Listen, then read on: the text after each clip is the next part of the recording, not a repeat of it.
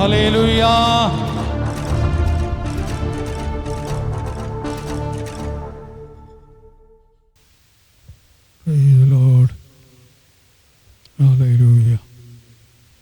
நம்ம அப்படியே கண்களை மூடுவோம், கர்த்தரை நோக்கி பார்ப்போம்.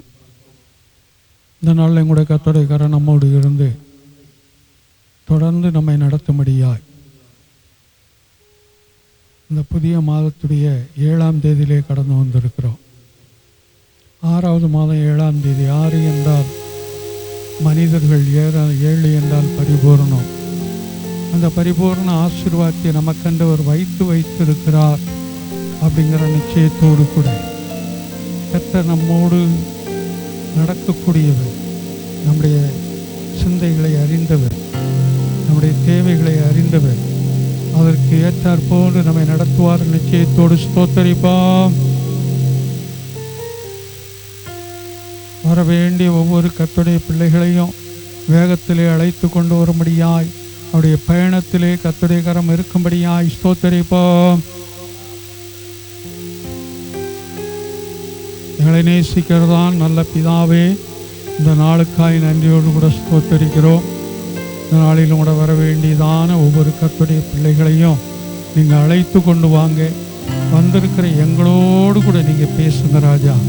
எந்த வார்த்தைகளை கொண்டு எங்களை தைரியப்படுத்த வேண்டுமோ, எங்களை பலப்படுத்த வேண்டுமோ, அந்த விதத்திலெல்லாம் எங்களை தைரியப்படுத்தி பலப்படுத்தி அனுப்புங்க.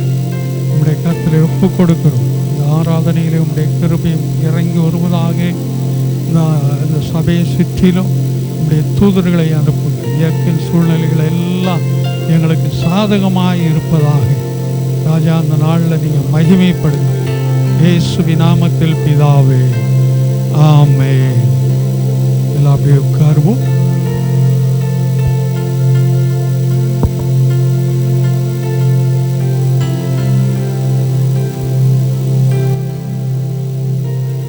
என்னை மறவா இயேசுநாதா, உந்தன் தயவால் என்னை நடக்கும்.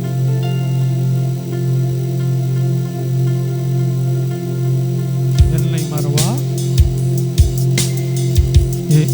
மறவா இயேசுநாதா, உந்தன் தயவால் என்னை நடக்கும்.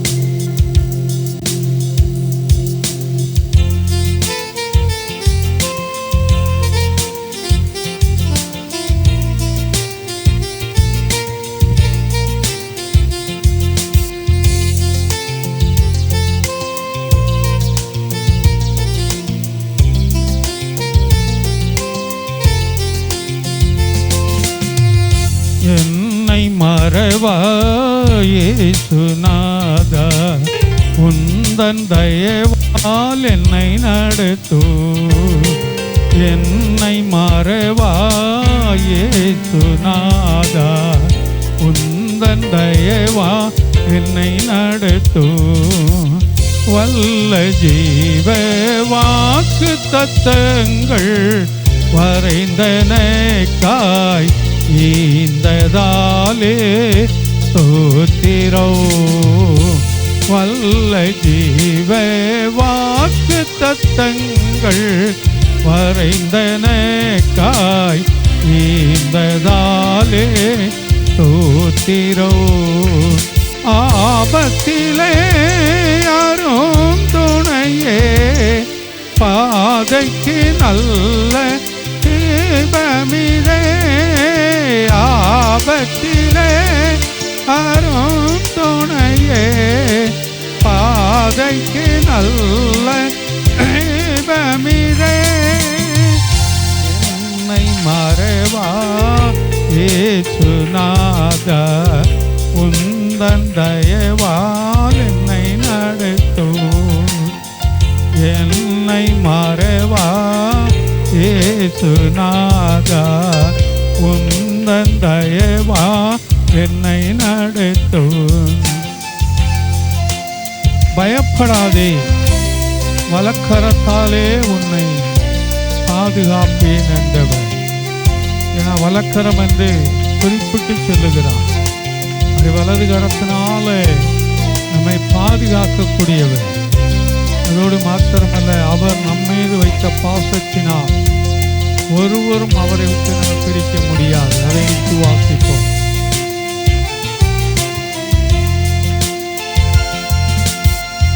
பயப்படாதே வலக்கரத்தாலே பாதுகாப்பே நின்றதாலே ஸ்தோத்திரோ. பயப்படாதே வலக்கரத்தாலே பாதுகாப்பே நின்றதாலே ஸ்தோத்திரோ. பாசமன் மேல் நீர் வைத்ததினால் பறிக்க இயலா எவரும் என்னை. பாசமன் மேல் நீர் வைத்ததினால் பறிக்க இயலா எவரும் என்னை. எல்லை மறைவா இயேசு ராஜா உந்தன் தயவால் என்னை நடத்தோ. என்னை மறைவா இயேசுநாதா உந்தன் தயவா என்னை நடத்தும். தாய் தன் பிள்ளைகளை மறந்து விட்டாலும் நான் உன்னை மறப்பதில்லை என்று சொன்னவர் அவர் நம்மை மறவாதபடி இருக்கிறார். காரணம், நம்முடைய ஒவ்வொரு சரீரத்தையும் அவர் உள்ளங்கையிலே வரைந்தவராய் இருக்கிறார். எதற்காக? அவர் உள்ளங்கையிலே வரைந்திருக்கிறபடியினால் எப்பொழுதும் அவருடைய பார்வையிலே நாம் நின்று கொண்டிருக்கிறோம். ஆனால் அவர் ஒரு நாள் நம்மை மறவாதபடி காத்துக்கொள்ளக்கூடியவராய் இருக்கிறார்.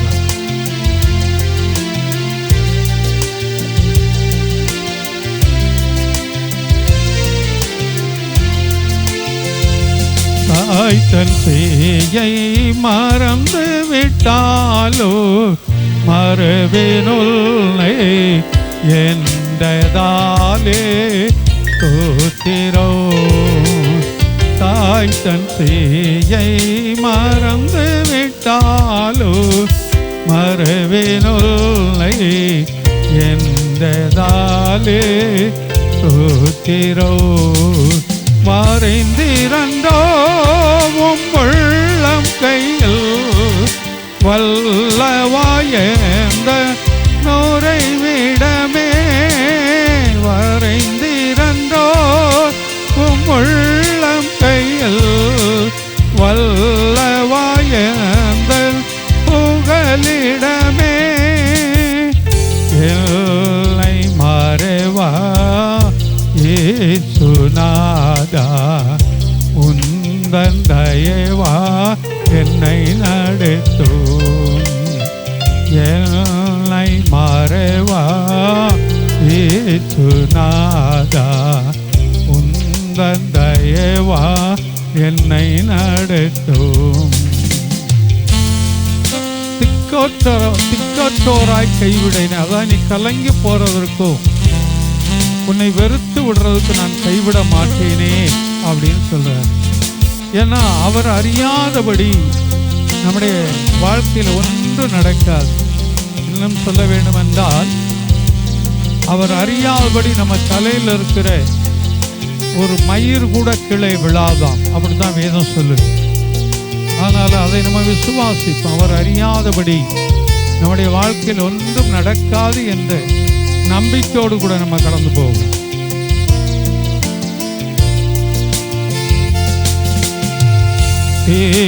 திக்கற்றோராய் கைவிடேனே கலங்கிடேரே என்றதாலே ஸ்தோத்திரோ. திக்கற்றோராய் கைவிடேனே கலங்கிடேரே என்றதாலே ஸ்தோத்திரோ. நீரறியாததும் நேரிடா என் தலை மூடியோ எண்ணி நீரே. நீரறியாததும் நேரிடா என் தலை மூடியோ எண்ணி நீரே. என்னை மறைவா இயேசுநாதா தயவா என்னை நடத்தும், என்னை மறைவா இயேசுநாதா, உந்தன் தயவா என்னை நடத்தும். உன்னை தொடுவோர் என் கண்மணியை தொடுவதாக. ஆமாம், உன்னை தொடுறவன் என் கண்மணியை தொடுகிறான் என்று சொல்லுகிறான். என் கண்ணை தொடுகிறான் என்று அல்ல, என்னை தொடுகிறான் என்று அல்ல, என் கண்மணியை, அந்த கண்ணுக்குள்ளே இருக்கக்கூடியதான அந்த கருப்பு பகுதியை தொடுகிறான் என்று சொல்லி அங்கே சொல்லுகிறார். அதனால் அக்கினியின் மதிலாக நம்மை அவர் காத்து கொள்ள போதுமானவராய் இருக்கிறார். அதை நம்ம விசுவாசிப்போம். உன்னை தொடுவோன் என் கண்மணியை தொடுவதாக உரைத்ததாலே தோத்திரோ. உன்னை தொடுவோன் என் கண்மணியை தொடுவதாக உரைத்ததாலே தோத்திரோ. அக்கினியா மதிலாக அன்பரை என்னை காத்திடுமே. அக்கினியா மதிலாக அன்பரை என்னை காத்திடுமே. எல்லை மறைவா இயேசுநாதா, உந்தன் தயவால் என்னை நடத்தும், எல்லை மறைவா இயேசுநாதா, உந்தன் தயவால் என்னை நடத்தும். உனக்கு எதிராய் எழும்பும் ஆயுதம் வாய்க்காதே போகும் என்று வேதம் சொல்லுகிறது. ஆமாம், நமக்கு விரோதமாக எழும்பக்கூடியதானே எந்த ஆயுதங்களாயிருந்தாலும் அது வாய்க்காது, அதாவது செயல்படாது. காரணம், அவர் நம்மோடு கூட இருக்கக்கூடியவராய் இருக்கிறார். அவர் நம்மோடு இருப்பது மாத்திரமல்ல, நாம் அவரோடு இணைந்து கொள்ளும் போதுதான் இந்த காரியம் நமக்கு நடக்கும். அதை நம்ம விசுவாசிப்போம்.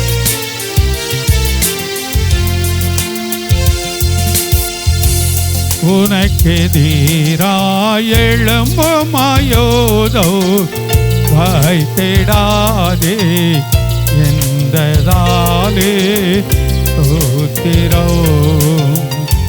உனக்கு எதிராய் எழும்பும் ஆயுதோ வாய்த்திடாதே என்றதாலே தோத்திரோ. பறந்திடுமே உம் நாமத்திலே பரனே எனக்கா ஜெய கொடியே. பறந்திடுமே உன் நாமத்திலே பரனே எனக்கா ஜெய கொடியே. எல்லை மறைவா இயேசுநாதா, உந்தன் தயவால் என்னை நடத்தும், எல்லை மறைவா இயேசுநாதா, உந்தன் தயவா என்னை நடத்தும். அவர் நம்மை நடத்த வேண்டும் என்றால் நம்மை முற்றிலும் அவருக்கு ஒப்பு கொடுக்க வேண்டுமா?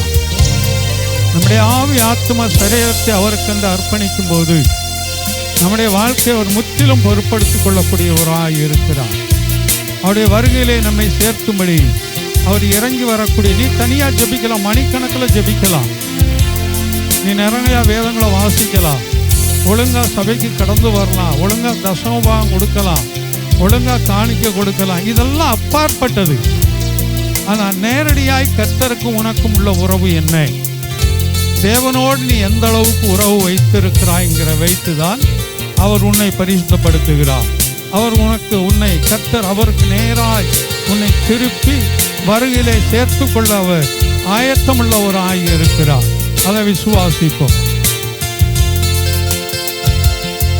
என்னை முற்றும் ஒப்புவித்தேனே, ஏற்று என்று நடத்துவீரே ஸ்தோத்திரம்.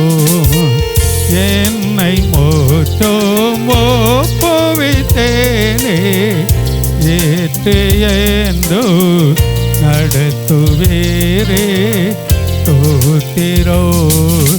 எப்படியோ வருகையிலே ஏழை என்னை சேர்த்திடுமே, எப்படியோ வருகையிலே ஏழை என்னை சேர்த்திடுமே. என்னை மறவா இயேசுநாதா, உந்தன் தயவா என்னை நடத்தும். என்னை மறவா இயேசுநாதா, உந்தன் தயவால் என்னை நடத்தும். எத்தனை நல்லவர். ஏசாயா 54ஆம் அதிகாரத்தில் கடைசி வசனத்தை வாசிங்க. ஏசாயா 54 கடைசி. உனக்கு விரோதமாய் உருவாக்கப்படும் எந்த ஆயுதமும் வாய்க்காதே போ. உனக்கு விரோதமாய் உருவாக்கக்கூடியதான எந்த ஆயுதமானாலும் வாய்க்காதே. 14 வாசிப்போம். இதோ கரிநெருப்பை ஊதி உண்டு பண்ணுகிற கொல்லனையும் நான் சிருஷ்டித்தேன்.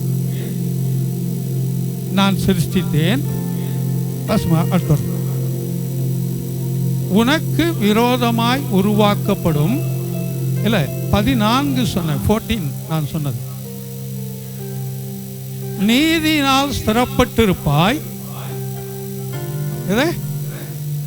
கொடுமைக்கு தூரமாவாய், பயமில்லாதிருப்பாய், திகிலுக்கு தூரமாவாய், அது உன்னை அணுகுவதில்லை. இதோ உனக்கு விரோதமாய் யுத்தம் கூடினால் அது என்னால் கூடக்கூடிய கூட்டம் அல்ல. அப்படின்னா அதுக்கு அர்த்தம் என்ன? உன்னால் கூடக்கூடியது. எங்கோ கிடக்கிற பிசாசையும் இழுத்து நம்ம தலைமையில வச்சுக்கிறோம். எங்கோ கிடக்கிற செயலிழந்த பிசாசையேன் தூக்கி நாம் தலைமையில் வைத்துக் கொள்றோம். ஆமா, கூட்டம் கூடுகிறார்கள் என்றால் யாரால் கூடுகிறார்கள்? என்னால் கூடுகிறார்கள். அதனால்தான் தாவீது சொல்லும் போது அக்கிரம சிந்தை இருக்கிறதா என்று என்னை ஆராய்ந்து பாரும் என்று அங்க சொன்னார். நம்ம எல்லாத்துக்கும் என்ன பழி சொல்லுவோம் தெரியுமா? தேவன் எனக்கு இப்படி செய்யலை, தேவன் தான் அப்படி பண்ணிட்டாருன்னு சொல்லுவோம். ஒன்று இல்லைன்னு சொன்னா இந்த பிசாசு தாங்க அப்படி பண்ணிட்டான், இந்த சத்துரு தாங்க அப்படி பண்ணிட்டான், அவனால தாங்க எனக்கு இந்த பிரச்சனை. நான் அடிக்கடி சொல்றது போல ஒரு கிறிஸ்தவர்கள் யாரா இருக்கிறார்கள்? ஒரு சுவராய் இருக்கிறார்கள். ஒரு சுவராய் இருக்கிறார்கள். இந்த சுவர்ல பந்து அடிச்சா எங்க போகும்? அது அடிக்கிற ஆளுக்கு தான் திரும்ப வரும். அந்த சுவருக்கு ஒன்றும் சேதம் இல்லை. சில வேளை அதனுடைய தழும்புகள் லேசா தெரியலாம், அதனுடைய பாடுகள் லேசா தெரியலாம், ஆனா பெரிய பாதிப்புகள் அவர்களுக்கு இல்லை. ஆமா, அப்ப எந்த காரியங்கள் நமக்கு வந்தாலும், யார் நமக்கு விரோதமாய் என்ன செய்தாலும் அது நம்மை சேதப்படுத்தாது. அது யார் என்ன நமக்கு விரோதமாய் செய்தார்களோ அது அவர்களுக்கு நேராய் போகக்கூடியது. அப்ப நமக்குரிய பிரச்சனைகளுக்கு காரணம் யார் என்பதை நாம் ஆராய்ந்து பார்க்கணும். நமக்குள்ள பிரச்சனை, குடும்பத்தில் இருக்கிற பிரச்சனை, தனிப்பட்ட வாழ்க்கையில் இருக்கிற பிரச்சனை, வேலைகளில் தொழிலில் இருக்கிற பிரச்சனை, அதுக்கு காரணம் யார் அப்படிங்கிறத நம்ம என்ன செய்யணும்? ஆராய்ந்து பார்க்கணும். அது காரணம் நாம் தான், அதை நம்ம ஏற்றுக்கொள்ளணும். ஆமாம், உன் குடும்பத்தில் சமாதானம் கெட்டு போகிறதுக்கு காரணம் யார்? நீதான், அடுத்தவங்க இல்லை. அதை நீ முதலாவது புரிந்து கொள்ளணும். என் குடும்பத்தில் சமாதானம் கட்டு போறதுக்கு நான் காரணம், அதை நீ ஏற்றுக்கொள்ளணும். ஆமாம், இயேசுவோடு நாம் தொடர்பு வைத்துக் கொள்வோம் என்றால் அவர் நம்மை கைவிடுறதில்லை. அவர் நம்மோடு வைத்துக் கொள்ளக்கூடிய உறவு என்பது வேறு, தொடர்பு என்பது வேறு. நாம் அவரோடு எந்த அளவுக்கு உறவு வைத்திருக்கிறோம் என்பது அடுத்த பகுதி. யோவான் 15ஆம் அதிகாரத்தை திருப்பி 1வது வசனத்தை வாசிங்க.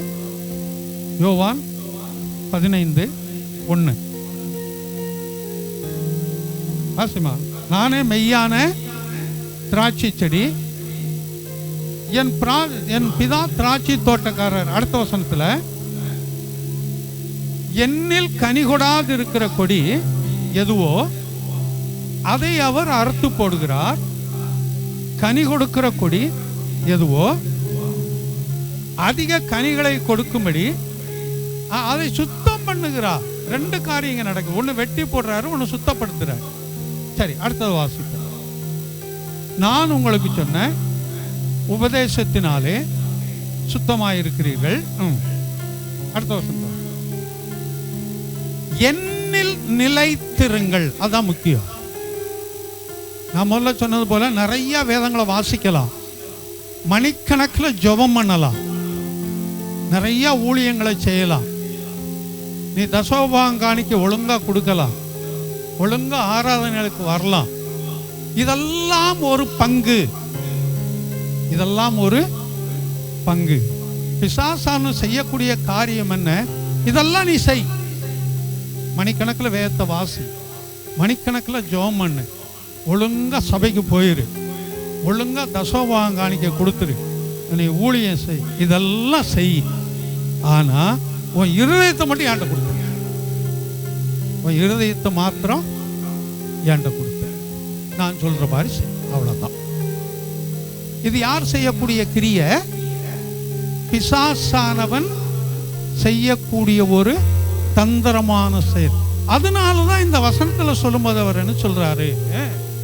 நீ என்னோடு கூட நிலைத்திரு. அப்படி இருக்கும்போது நானும் என்ன செய்வேன்? உன்னோடு கூட நிலைத்திருப்பேன். சொல்லும்போது, ஐயா நாங்க இப்படியெல்லாம் ஊழியம் செஞ்சையா, இவ்வளவெல்லாம் வைராக்கியமா இருந்தேன் அப்படின்னு சொல்லுவாங்க. அவர்களை நான் அறியேன் என்று சொல்லுவேன். கர்த்தாவே கர்த்தாவே, இப்படியெல்லாம் உமக்கு வைராக்கியமா இருந்தோமே, இவ்வளவெல்லாம் ஊழியம் செஞ்சோமே, இவ்வளவெல்லாம் தசமபாகம் கொடுத்தோமே, ஒழுங்கா சபைகளுக்குள்ள போறோமே, மணிக்கணக்கில் நான் ஜெபம் பண்றோமே, வேதத்தை நிறைய வாசிக்கிறோமே, அப்படிப்பட்ட ஜனங்க தானே இவங்க அப்படின்னு சொல்லும்போது அவர் சொல்லக்கூடிய காரியம், நான் உன்னை அறியேன். யாரை பார்த்து சொல்றாரு? யாரை பார்த்து சொல்றாரு? ஆமா, நிறைய ஜெபம் பண்ணாங்க, வேத வாஸ்தவங்க, ஒழுங்கா சபைகளுக்குள்ள போனவங்க, தசமபாகம் காணிக்க ஒழுங்கா கொடுத்தவங்க, இவங்கள பார்த்தான்னு சொல்றாரு நான் உன்னை அறியேன். ஏன் அறியேன்னு சொல்றாரு? அவருக்குள்ள நிலைத்திருக்கல, நீ அவருக்குள்ளாய் நீ நிலைத்திருக்கல. இதுதான் பிரச்சனையே. குடும்பத்துக்குள்ள என்னால் ஒரு பிரச்சனை வருகிறது என்றால் என்னை நான் என்ன செய்ய வேண்டும்? சீர்திருத்திக் கொள்ள வேண்டும். இல்லாவிட்டால் நான் என்ன ஜெபம் பண்ணினாலும் என்ன ஊழியம் செய்தாலும் அது பிரயோஜனம் இல்லை. முதலாவது என்னை நான் என்ன செய்ய வேண்டும்? சீர்படுத்திக் கொள்ள வேண்டும். என்னால் குடும்பத்தில் பிரச்சனை வருதுன்னு சொன்னா அந்த பிரச்சனைக்கு காரணம் என்னங்கிறத பார்த்து நான் மாற்றணும்.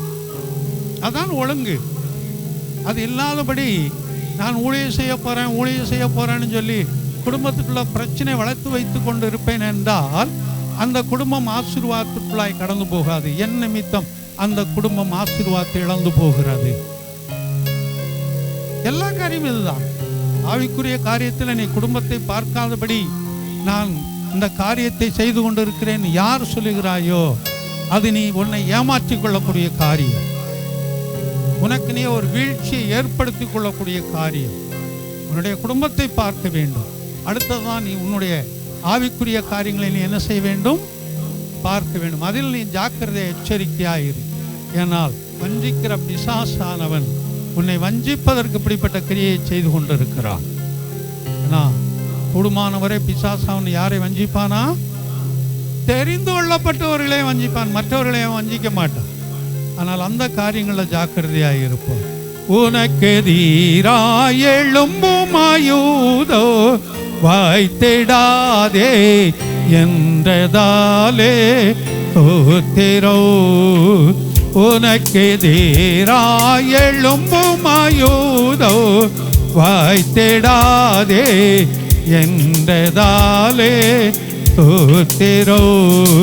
பறந்திடுமே உம் நாமத்திலே பரனே எனக்காய் ஜெய கொடியே. பறந்திடுமே உம் நாமத்திலே பரனே எனக்காய் ஜெய கொடியே. என்னை மறவா ஏசுநாதா உந்தன் நடத்து. என்னை மறவா ஏசுநாதா உந்தன் தயவா என்னை நடத்து. அவர் நம்மை நடத்த வேண்டும் என்றால் அவரோடு கூட நாம் என்ன செய்ய வேண்டும்? இணைந்திருக்க வேண்டும்.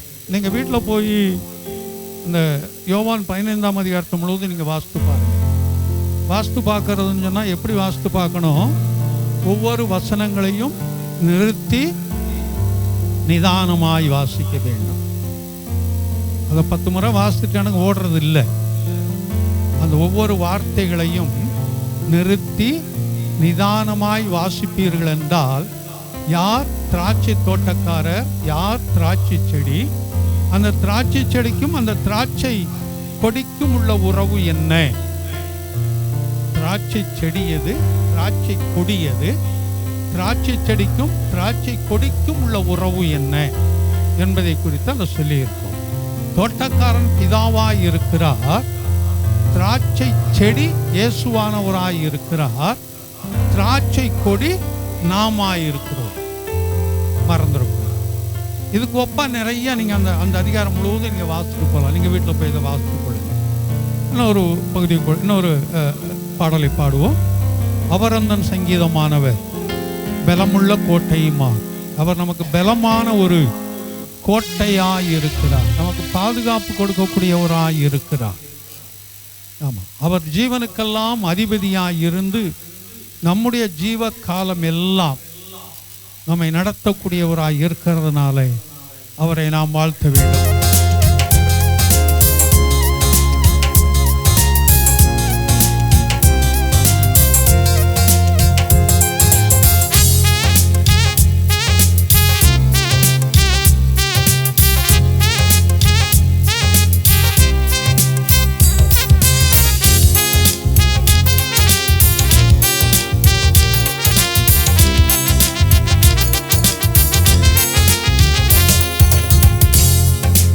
அவரந்தன் சங்கீதமானவர் பலமுள்ள கோட்டையுமான், ஜீவனின் அதிபதியான அவரை ஜீவிய காலமெல்லாம் வாழ்த்திடுவோம். ஜீவனின் அதிபதியான அவரை ஜீவிய காலமெல்லாம் வாழ்த்திடுவோம். அவர் அந்தன் சங்கீதமானவர்.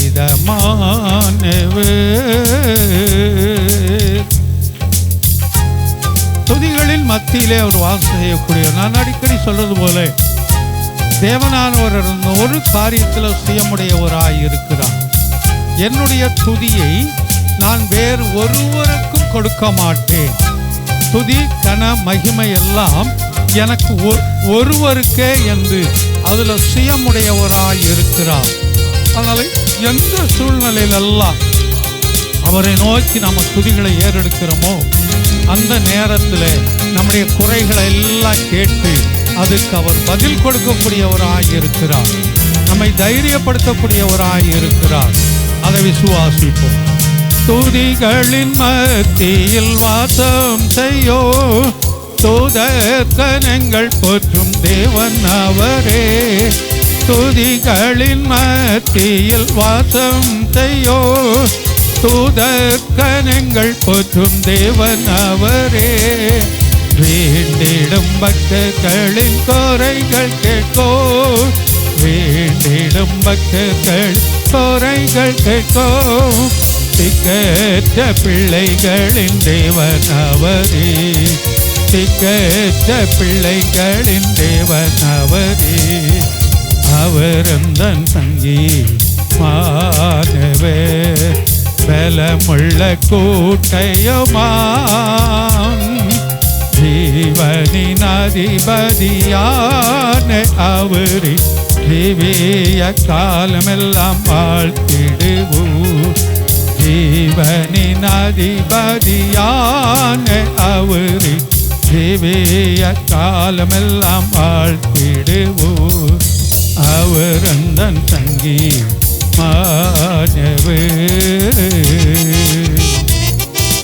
2-3 பேர் நாமத்தினாலே ஒருமனப்பட்டு கூடியிருந்தால் அவர் நடுவே வருவேன் என்று சொன்னவர். எந்த இடத்துல நம்ம ஒன்று கூடுறோமோ அந்த ஒன்று கூடுறதுங்கிறது பெரிதல்ல, ஒரு மனமாய் கூடியிருப்பதுதான் முக்கியம். ஆனால் நம்ம சபையில் அந்த கை தட்டுறதை பார்த்தீங்கன்னு சொன்னால் காணி தட்டுற மாதிரி இருக்கும். ஒவ்வொருத்தரும் அவங்க விருப்பம் போல தட்டிக்கிட்டு இருப்பாங்க. அது ஒரு ஒழுங்குல இருக்கு. நீங்கள் வெளியில் நின்று கேட்டு பாருங்க தெரியும். இந்த கை தட்டுற இப்போ ஒருத்தர் வெளியில் போய் நின்று கேட்டு பாருங்க அவங்க எப்படி தட்டுறாங்கன்னு. அது ஒரே மாதிரி தட்டுவதற்கு அவர்கள் இன்னும் பழகல்.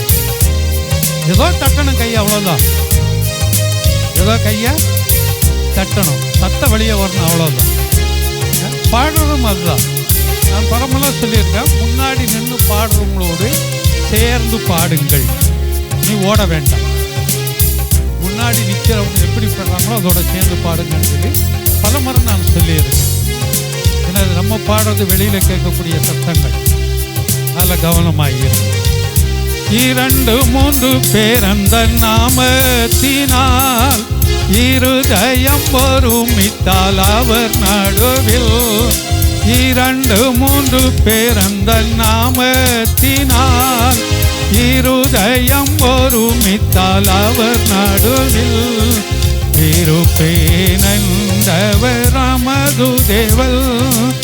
இருப்பேனென்றவர் நமது தேவன். இருக்கரம் தட்டி என்றும் வாழ்த்திடுவோம். இருக்கரம் தட்டி என்றும் வாழ்த்திடுவோம். அவர் அந்தன் தங்கி மாணவர் பலமுள்ள கூட்டையுமாம். ஜீவனின் அதிபதியான அவரை ஜீவிய காலமெல்லாம் வாழ்த்திடுவோம். ஜீவனின் அதிபதியான அவரை ஜீவிய காலமெல்லாம் வாழ்த்திடுவோம். அவர் அந்தன் தங்கி மாணவர்.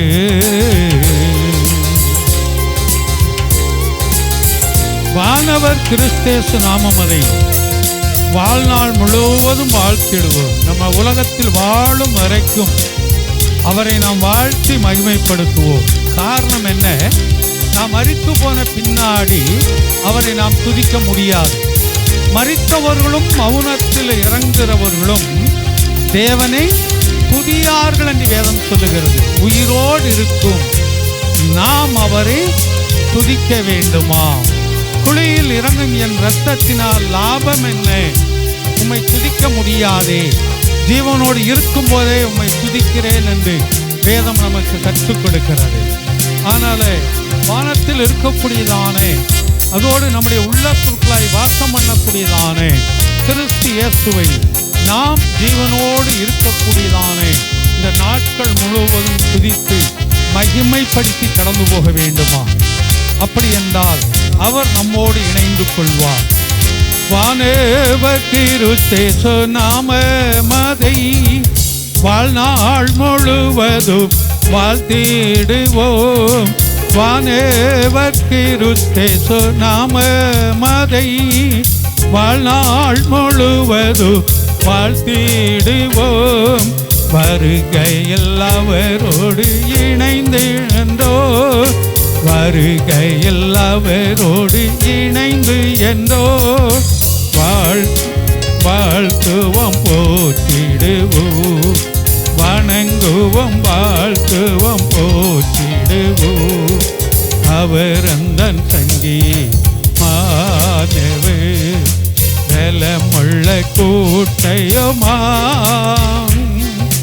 ஜீவனின் அதிபதியா,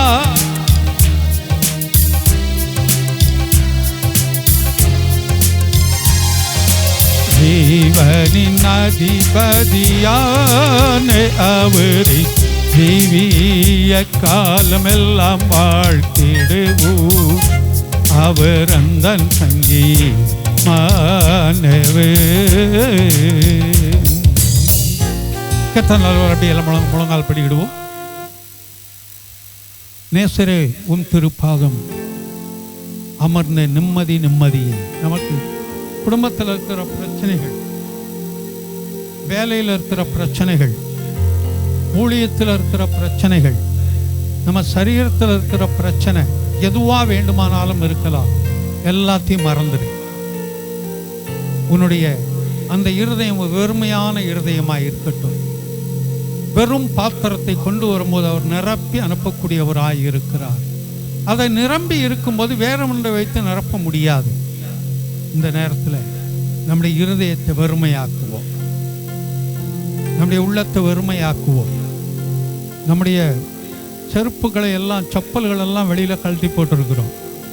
அதே போல் நம்ம இருக்கிற கவலை, வேதனை, சோர்வு, பலவீனம் எல்லாவற்றையும் வெளியே போட்டுருவோம். ஒரு ஒரு ஒரு பெருமையான பாத்திரமா ஆண்டவரே நம்முடைய சமூகத்தில் வந்திருக்கிறோம்பா. என் குடும்பத்தில் இருந்த எல்லா நிலைமையிலும் நீங்கள் அறிஞ்சிருக்கிறீங்க. என் தனிப்பட்ட வாழ்க்கையில் இருக்கிற நிலைமைகளை அறிஞ்சிருக்கிறீங்க. படிப்பில் இருக்கிற காரியம், பொருளாதாரத்தில் இருக்க எல்லாவற்றையும் நீங்கள் அறிஞ்சவங்க இருக்கிறீங்க. நான் வெறுமையான பாத்திரமா நம்முடைய சமூகத்தில் உட்கார்ந்துருக்கிறேன். என்ன நீங்கள் நிரப்புங்க ராஜா. வெறுமையான 6 கற்சாடிகளைத்தான் கானாவூர் கல்யாணத்திலே நிரப்பப்பட்டதாய் மாற்றினபடியினால் ஒரு அற்புதம் நடந்தது. இதனால் நீ வெறுமையான பாத்திரமாய் மாறி அவர் உன்னை நிரப்ப போதுமானவராய் இருக்கிறார். நீ எந்த எதிர்பார்ப்போடு கூட வந்து உட்கார்ந்து இருக்கிறாயோ அதை கொண்டு அதனால் உன்னை நிரப்பி உன்னை அனுப்ப அவர் போதுமானவராய் இருக்கிறார். நேசரேவும் தீரு பாதம் அமர்ந்தே நிம்மதி நிம்மதியே. நேசரேவும் தீரு பாதம் அமர்ந்தே நிம்மதி நிம்மதியே. ஆர்வமுடனே பாடி துதிப்பேன் ஆனந்த மானந்தமே.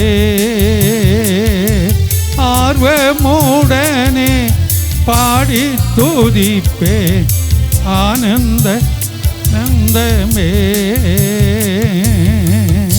அடைக்கலமே அதிசயமே ஆராதனை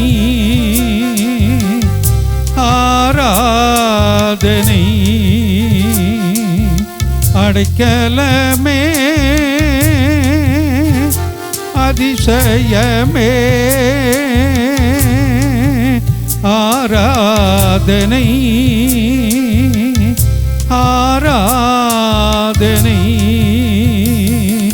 உம்பல்ல செயல்கள் நினைத்து நினைத்து உள்ளமே பொங்குதையா.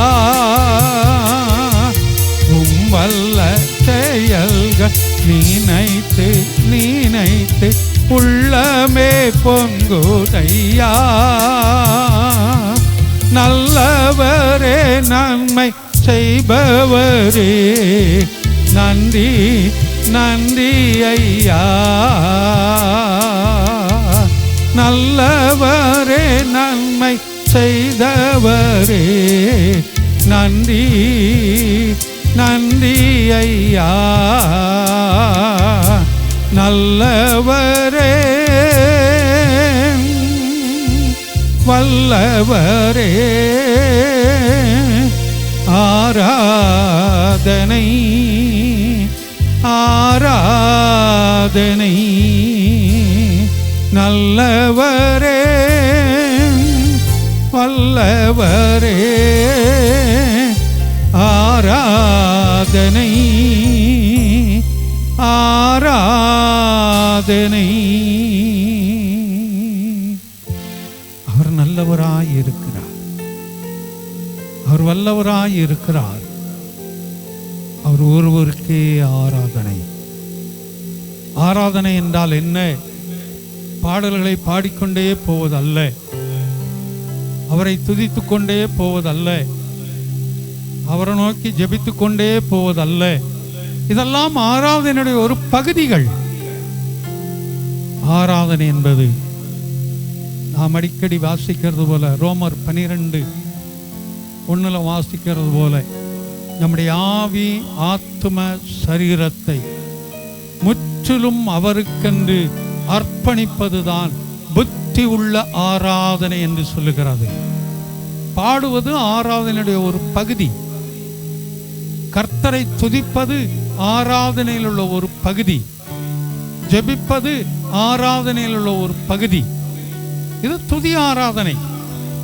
அடுத்த ஆராதனை வரும்போது சங்கீதங்களை தியானிப்பது, சாட்சி சொல்லுவது, கர்த்தருக்கென்று கொடுப்பது, கர்த்தருடைய வார்த்தையை தியானிப்பது, இதெல்லாம் பரிசுத்த ஆராதனைக்குள்ளாய் கடந்து வரும். அப்போ பொதுவாய் ஆராதனை என்று சொல்லும்போது நம்முடைய ஆவி ஆத்ம சரீரத்தை கர்த்தருக்குள்ளாய் ஒப்பு கொடுத்து, கர்த்தருக்குள்ளாய் அர்ப்பணித்து நாம் கர்த்தருடைய சமூகத்தில் அமர்ந்திருப்பதுதான் புத்தி உள்ள ஆராதனை. சபையில் இருக்கும்போது மாத்திரமல்ல, வீட்டில் இருக்கும் போதும் அந்த புத்தியுள்ள ஆராதனை ஒரு ஜபத்திலே கடந்து போக வேண்டும் என்றால் நாம் ஆவி ஆத்ம சரீரத்தை கர்த்தருக்கு ஒப்பு கொடுக்கணும். குடும்பத்துக்குள் ஒரு சமாதானத்தோடு கூட இருந்து நாம் வேதங்களை வாசிக்க வேண்டும், சமாதானத்தோடு இருந்து ஜெபிக்க வேண்டும், சமாதானத்தோடு இருந்து ஊழியங்களை செய்ய வேண்டும். அதுதான் புத்தியுள்ள ஒரு ஆராதனை. இந்த ஆராதனையிலே கர்த்தர் நிச்சயமாய் நம்மை நடத்துவார் என்ற நிச்சயத்தோடு கூட எல்லா கரங்களை உயர்த்தி கர்த்தரை ஸ்தோத்தரிப்போம். இதுவரையிலும் நடத்தினவர் எத்தனையோ ஏற்ற தாழ்வுகளிலும் மேடு பள்ளங்களிலும் எத்தனையோ வியாதியின் கூறுகளிலும் பண பிரச்சனைகளிலும் விபத்துகளிலும் நம்மை இதுவரையிலும் காத்து வந்த கர்த்தர், கண்மணி போல தூக்கி சுமந்தவர், இனி நம்மை காத்துக்கொள்ள போதுமானவராய் இருக்கிறார் நிச்சயத்தோடு கூட எல்லா வாய்களை திறந்து கர்த்தரை ஸ்தோத்தரிப்போம். எத்தனை இன்னல்கள் என் வாழ்வில் வந்தாலும் உம்மை பிரியேனையா, எத்தனை இன்னல்கள் என் வாழ்வில் வந்தாலும் உம்மை பிரியேனையா, சித்தமே செய்து சாட்சியாய் வாழ்வேன் நிச்சயம் நிச்சயமே, சித்தமே செய்து சாட்சியாய் வாழ்வேன் நிச்சயம் நிச்சயமே. ரட்சகரே இயேசுநாதா ஆராதனை ஆராதனை, ரட்சகரே இயேசுநாதா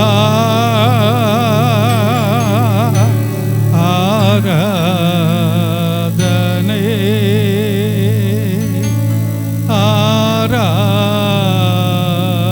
ஆராதனை.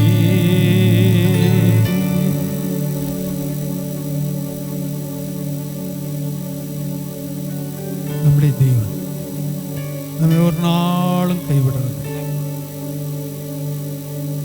கைவிடாத கர்த்தரைத்தான் நம்ம நோக்கி பார்த்து கொண்டிருக்கிறோம். அவரை நோக்கி பார்க்கும்போது அவர்கள் முகம் பிரகாசித்தது, அவர்கள் வெட்கப்படவில்லை என்று சொல்லி சங்கீதம் 34:5 வாசிக்கிறோம். நம்முடைய முகம் வெட்கப்பட்டு போகாதபடி காத்துக்கொள்ற நம்முடைய தேவனாய் இருக்கிறார். ஆமென். கர்த்தர் நல்லவர். நாம் எல்லாம் அப்படியே வேத புஸ்தகத்தை எடுத்துக்கொண்டு எழுந்திருப்போம். 100வது சங்கீதத்தை திருப்பி கொள்ளுவோம். 100 நம்ம சேர்ந்து வாசிக்கலாம். அப்படியே 100 அப்படியே சேர்ந்து வாசிக்கலாம். கர்த்தருக்கு ஸ்தோத்திரம். பூமியின் குடிகளே, எல்லாரும் கர்த்தரை கம்பீரமாய் பாடுங்கள். மகிழ்ச்சியோடே கர்த்தருக்கு ஆராதனை செய்து ஆனந்த சத்தத்தோடே அவர் சன்னதி முன் வாருங்கள். கர்த்தரே தேவன் என்று அறியுங்கள். நாம் அல்ல, அவரே நம்மை உண்டாக்கினார். நாம் அவர் ஜனங்களும் அவர் மேய்ச்சலும் ஆடுகளுமாய் இருக்கிறோம்.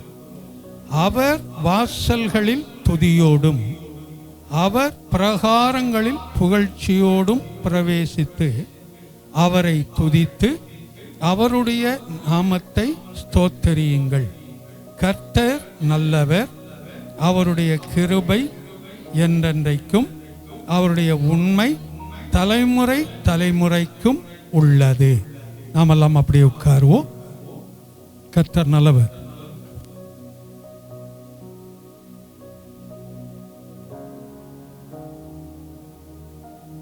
இந்த 100வது சங்கீதம் ஸ்தோத்திர சங்கீதம் என்று இதில் போடப்பட்டிருக்குது.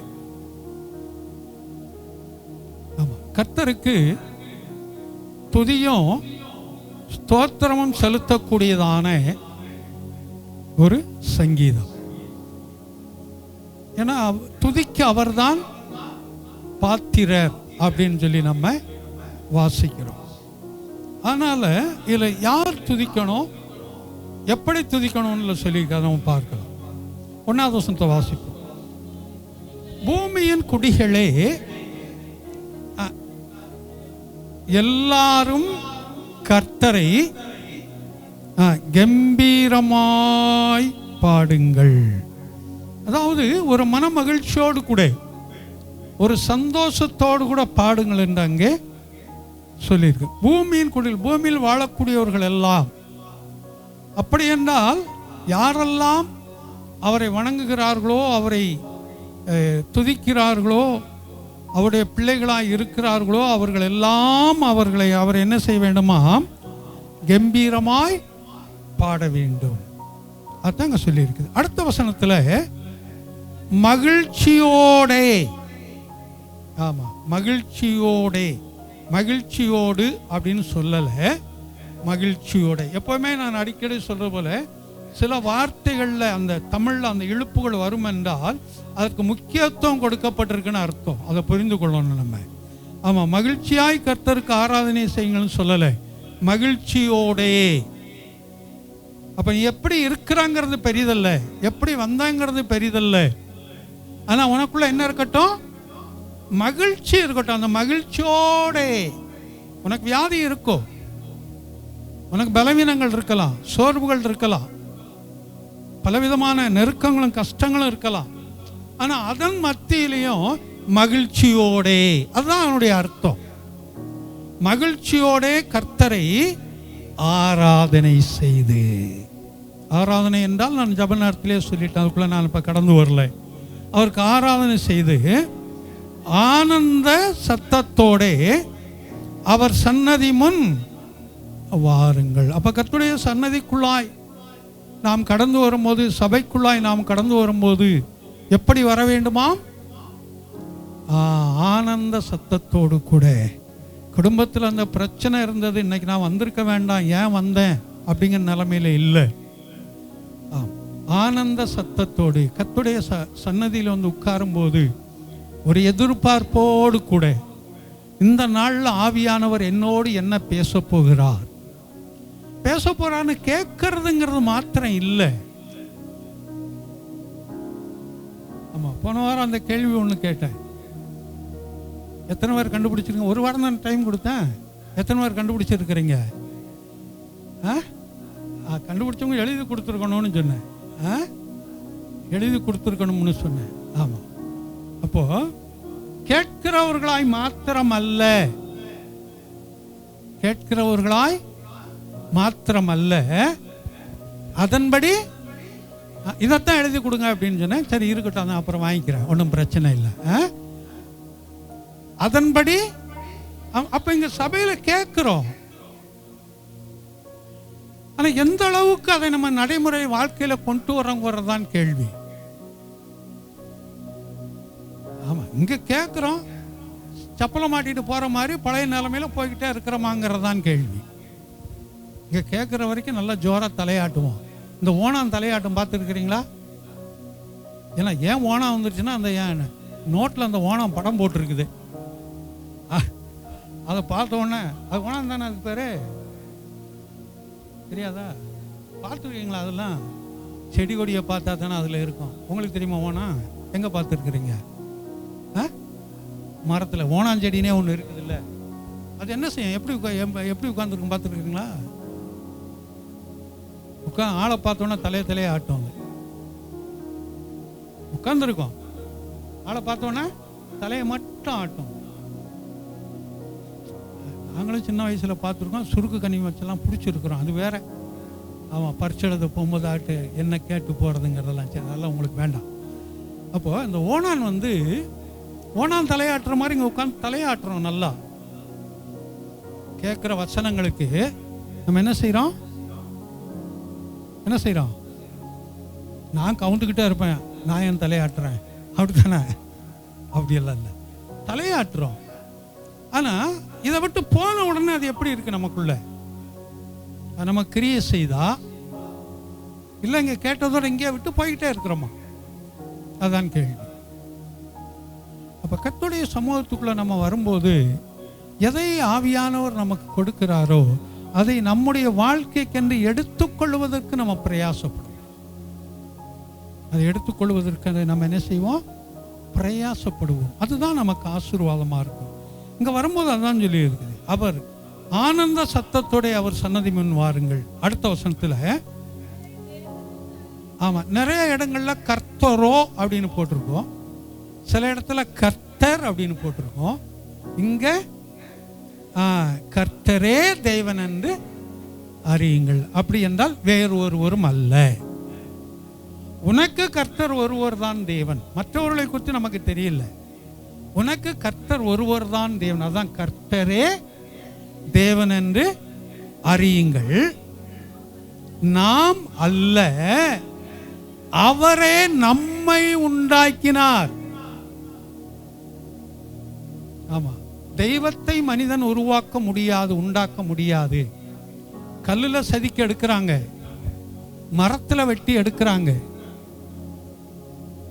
இதுல கூட இந்த பட்டணத்தார் பாடினதுலயும் இருக்கும், பைபிள்லயும் இருக்குது. அது ஒரு மரத்தை எடுக்கிறான், அதை ஒரு பகுதியை எடுத்து ஒரு தெய்வமாய் வடிக்கிறான், அதை வணங்குகிறான். ஒரு பகுதியை நெருப்பாய் எரிக்கிறான். ஒரு கல்லை எடுக்கிறான், ஒரு பகுதியை அவன் தெய்வமாய் வடிக்கிறான், அதை வழிபடுகிறான். இன்னொரு பகுதியை படிக்கல்லாய் போட்டு அதன் மீது ஏறி அங்கே போகிறான். பட்டணத்தாருடைய பாடல்ல அது சொல்லப்பட்டிருக்கு, பைபிள்ல இது சொல்லி இருக்குது. அப்போ மனிதனை தெய்வத்தை மனிதன் உருவாக்க முடியாது. தெய்வம் தான் மனிதனை உருவாக்கினது. சிலைகளை உருவாக்கக்கூடியவன் அந்த சிலைகள் எப்படி இருக்கிறதோ அப்படியே அவன் இருக்கிறான் என்று வேதம் சொல்லுகிறது. அப்படி என்றால் தேவனை நாம் உருவாக்கல, அவர்தான் நம்மை உருவாக்கினார். நம்மை உருவாக்கினார், மறந்து போகக்கூடாது. அடுத்த வரியில நாம் அவர் ஜனங்களும் அவர் மேய்ச்சலின் ஆடுகளுமா. ஏன்னா அவர் நம்மை உண்டாக்கினபடினால் அவருடைய மேய்ச்சலின் ஆடுகள். அடுத்தது வாசிப்போம். அவர் வாசல்களில் துதியோடும். தேவனுடைய சபைக்குள்ளாய் நாம் கடந்து வரும்போது எப்படி வர வேண்டும்? ஒரு துதியோடு கூட, ஒரு மகிழ்ச்சியோடு கூட. ஏன் இன்னைக்கு வந்தேன் என்ற ஒரு நிலைமையில் அல்ல, நான் வராமல் வீட்டிலேயே இருந்திருக்கலாமே என்ற நிலைமையில் அல்ல, ஒரு துதியோடும் கூட நாம் என்ன செய்ய வேண்டுமா? வர வேண்டுமா? தாங்க சொல்லி இருக்குது. அவர் வாசல்களில் துதியோடும் அவர் பிரகாரங்களில் புகழ்ச்சியோடும் பிரவேசித்து. உள்ளே வரும்போதே அப்படித்தான் வர வேண்டுமா? பிரவேசித்து அவரை துதித்து அவருடைய நாமத்தை ஸ்தோத்தரியுங்கள். ஏன்னா இது ஸ்தோத்திரத்தின் சங்கீதம். அவரை ஸ்தோத்தரியுங்கள். அடுத்த வசனத்தில் ஏன்னா கர்த்தர் நல்லவர், அதனால தான் அவரை துதிக்கணும், ஸ்தோத்தரிக்கணும். உலகத்தில் நல்லவர்கள் ஒருவரும் இல்லை, ஒருவனும் இல்லை, ஒருவனாகிலும் இல்லை. நம்ம ஆளக்கூடியவங்க நல்லவங்க இல்லையா? முன்னாடி நின்று சபையை நடத்தக்கூடியவங்க இப்படி நேர காட்ட எப்படி சொல்ல முடியும்? கொஞ்சம் மரவில் கிழங்க சொல்கிறோம். இப்போ நேர காட்டா எப்படி சொல்ல முடியும்? ரொம்ப ரொம்ப நல்லவங்கன்னு தான் சொல்ல முடியும். மரவில் கிழங்க அப்போ தான் சொல்ல முடியும் இல்லை? ஒருவனும் நல்லவன் இல்லை. நம்முடைய இயேசுவானவரை தவிர, நாம் வழிபடுகிற, நாம் ஆராதிக்கிற நாம் இயேசுவானவரை தவிர ஒருவனும் நல்லவன் இல்லை. ஏதோ ஒரு விதத்திலே ஒவ்வொருவரும் குறைவுபட்டவர்கள் தான். அதனால தான் ஒருவனும் இல்லை, ஒருவனாகிலும் இல்லைன்னு சொல்லி இருக்குது. அதில் அப்போ இங்கே வரும்போது கர்த்தர் நல்லவர், அவருடைய கிருபை. கிருபை என்றால் என்ன? இரக்கம். இரக்கம் என்றால் என்ன? பிரதிபலனை எதிர்பாராதபடி செய்யக்கூடிய ஒரு உதவிக்கு பெயர் தான் கிருபை. நம்மகிட்ட எந்த நன்மையை அவர் எதிர்பாராதபடி நமக்கு செய்யறதுக்கு பெயர் தான் கிருபை. ஆமாம், அவர் கிருபை என்றும் உள்ளது. அவருடைய உண்மை தலைமுறை தலைமுறையாக. ஆமாம், அப்போ நாம் அவருக்கென்று நாம் அவருடைய சமூகத்திற்குள்ளாய் நாம் கடந்து வந்து அவரை ஆர்ப்பரித்து துதித்து இந்த உண்மையான உள்ளத்தோடு ஆராதித்து கடந்து போவோம் என்றால் அது தலைமுறை தலைமுறைக்கும் அவருடைய கிருபைகள் உள்ளது. நம்முடைய பின் சந்ததிகளுக்கும் அந்த கிருபை உள்ளது. கர்த்தர் இந்த சங்கீதத்தை ஆசீர்வதிக்கட்டும். வழக்கம் போல சில அறிவிப்புகள். புதன்கிழமையும் வெள்ளிக்கிழமையும் வழக்கம் போல் இங்கே சபையில் ஜெபம் இருக்கும். வரக்கூடியவர்கள் அதில் வந்து கலந்து கொள்ளும்படி அன்போடு கூட கேட்டுக்கொள்ளுகிறேன். இன்றைக்கு அந்த வாலிப மகள் அபிஷாவுக்காக ஜெபித்திருப்பீர்கள்.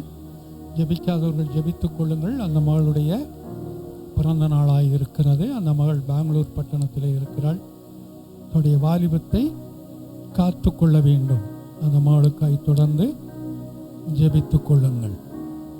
அதோடு திங்கட்கிழமை, அதான் நாளைக்கு சகோதரி ஜெபரானியுடைய வீட்டு ஜெபம் இருக்கும். வரக்கூடியவர்கள் அங்கே வந்து கலந்து கொள்ளுங்கள். வெள்ளிக்கிழமை வீட்டில் ஜெபம் வைக்கலாமா? வெள்ளிக்கிழமை தம்பி சம்பத்து வீட்டில் வீட்டு ஜெபம் இருக்கும். வரக்கூடியவர்கள் அங்கே வந்து கலந்து கொள்ளுங்கள். ரூத்தினுடைய தாயாருக்காக ஜெபித்து கொள்ளுங்கள். அந்த மகள் சற்று பலவீனப்பட்டு அந்த கிண்டி மருத்துவமனையில் சேர்த்துருக்குறாங்க. கர்த்தர் ஒரு தெய்வீக விடுதலையை கொடுக்க வேண்டும். அந்த மகளுக்கு கொடுத்த ஒரு கிருபை என்னென்னா, இப்போ ஜோதி மாதிரி சொன்ன ஒன்றை எடுத்து வாசிப்பாங்க பைபிளை. ஏன்னா முன்னாடி இங்கே வந்துக்கிட்டு இருந்தவங்க தானே. ஆமாம், சொன்ன உடனே எடுத்து வேதத்தை வாசிப்பாங்க. அது ஒவ்வொருத்தரும் கொடுத்த கிருபை. நாங்கள் பைபிள் காலேஜில் படிக்கும்போது ஒரு பையன் இருந்தாங்க, கென்னடின்னு சொல்லி. போலூர் தம்பி. அந்த பையன் வசனத்தை சொல்லி முடிக்கிறதுக்கு முன்னாடி வாசிப்பான். அந்த பையன் ஆண்கள் அப்படி வாசிக்கிறது ரொம்ப கடினம். அது சகோதரியை டக்குன்னு வாசித்துருவாங்க. அவன் கரெக்டாக பைபிளை நடுவில் வச்சு பிடிச்சிட்டு பைபிளை பிரித்து நடுவில் வச்சுட்டு சொல்லி முடிக்கிறதுக்கு முன்னாடி அந்த வசனத்தை வாசிப்பாங்க. இப்போ சங்கீதம் இப்போ 10:2னா 10:2ன்னு முடிக்கிறதுக்குள்ள அந்த வசனத்தை வாசிப்போம். அவ்வளோ பாஸ்டர் உலகத்தில் இருக்கிறானா இல்லையாங்கிறது தெரியல. அது சிலருக்கு அது கர்த்தரால் கொடுக்கப்பட்ட கிருபைகள். அது ஏன்னா ஆவியானவர் எல்லாத்துக்கும் ஒரே மாதிரி நடத்துறது இல்லை. அவங்கவுங்களுக்கு என்ன எதை கொடுத்தால் அவர்களுக்கு சரியாக இருக்குமோ அதைத்தான் அவர்களுக்கு கொடுக்கிறார். எல்லாத்தையும் எல்லாருக்கும் கொடுக்கறது இல்லை. இப்போ உதாரணத்துக்கு பார்வை இல்லாதவங்களுக்கு சித்திரம் வரையக்கூடியதான, அதாவது படம் வரையக்கூடியதான திறமை இருந்து என்ன செய்ய பிரயோஜனம் இல்லை. சிலவள வரைவாங்க, அவங்க பயிற்சி எடுத்து வரைகிறவங்க இருக்கலாம் இல்லை, ஆனால் அது அவங்களுக்கு பிரயோஜனம் இல்லை. அவங்கள அதை உணர்ந்து அதை வரைய முடியாதவங்களால கண்ணு இருக்கிற இடத்துல மூக்கு, மூக்குற இடத்துல வாய், கால் இருக்கிற இடத்துல கை, இப்படி மாறி மாறி போகும். ஆனால் அது சரியாக இருப்பவர்கள் கொடுத்தால் அதை அது போல தான் என்ன அப்படின்னு சொன்னால், யாருக்கு எதை கொடுத்தால் சரியாக இருக்கும் அப்படின்னா அறிந்து கொடுக்கக்கூடியவர் நம்முடைய தேவன். அதனால் தொடர்ந்து ஜெபித்து கொள்ளுங்கள். அபிஷாவுக்காக 9ஆம் தேதி, அதாவது நாளைக்கு எமிமாவுடைய தம்பி பார்த்திபனுடைய திருமண நாள். அந்த குடும்பத்திற்காக ஜெபித்து கொள்ளுங்க. 10ஆம் தேதி விமலுடைய சித்தி உஷா லீதியாள், அவங்க பேர் உஷா பேர். திருமணம் ஆகாதுக்கு முன்னாடி இருந்து சர்ச்சுக்கு வர பொண்ணு தான். திருமணமாகி அதுக்கப்புறம் அவங்க 1000 லைட்டில் ஒரு கடை இருக்கிறதுனால அங்கே போய் செட்டில் ஆகிட்டாங்க. இங்கே வரும்போது இங்கே வந்து சேருவாங்க. இங்கே வரும்போதெல்லாம் கூட பக்கத்தில் சபையில் வந்து கலந்துக்கிடுவாங்க. 10ஆம் தேதி அந்த மகளுடைய பிறந்தநாள். அந்த மகளுக்காக ஜெபித்துக் கொள்ளுங்கள். தொடர்ந்து நமக்கு அந்த பலவீனமானவர்கள் நமக்கு தெரியும். கூட பக்கத்தில் எமிமா தகப்பனார், தம்பி ராபர்ட், இங்கே வரும்போது சகோதரன் நந்தகோபால், ஜேக்கப், கௌரி, ஃபெமி, இப்படி பலவீனமானவர்கள் நமக்கு தெரியும். அவர்களுக்கெல்லாம் தொடர்ந்து இன்னும் பலவீனம் யார் இருக்கிறார்கள் என்று தொடர்ந்து அவர்களுக்கு என்ன செய்யுங்க, ஜெபம் பண்ணுங்க. நம்ம ஜெபத்தை கர்த்தர் அங்கீகரிக்கிறவர். அல்லேலூயா. ஜெபம் பண்ணலாம். அதோடு மாத்திரமல்ல, அந்த உண்டியிலையும் நல்ல கிரியோடு கூட கண்ணோக்கி பாருங்க. இந்த பாத்திரங்க கொடுத்தவங்களாம் அங்கே இருக்கு, மொத்தமாக எடுத்துகிட்டு போயிடுங்க. ஏன்னா உண்டியல்னு வரும்போது அது ஞாபகத்தில் வருது. அதோட சிற்றை மனநோவாக்கினதான அந்த குடும்பத்தாரையும் கர்த்தர் ரட்சித்துக் கொள்ளும்படியாய் ஜெபித்துக் கொள்ளுங்கள். சொன்ன அறிவிப்புகளை ஞாபகத்தில் வைத்துக் கொள்ளுங்கள். தொடர்ந்து அந்த திருமண நாட்களுக்காய், பிறந்த நாளுக்காய் தொடர்ந்து ஜெபித்துக் கொள்ளும்படி அன்போடு கூட கேட்டுக்கொள்ளுகிறேன். நாமெல்லாம் அப்படியே எழுந்து நிற்போம். ஒரு பாடலை பாடும்போது கர்த்தருக்கென்று காணிக்கை கொடுத்து கடந்து போவோம்.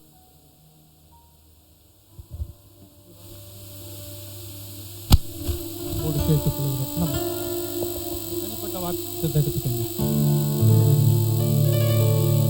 என்ன சுராஜா, சாரோனின் ராஜா, உம் கிருபை தந்தாலே போதும்.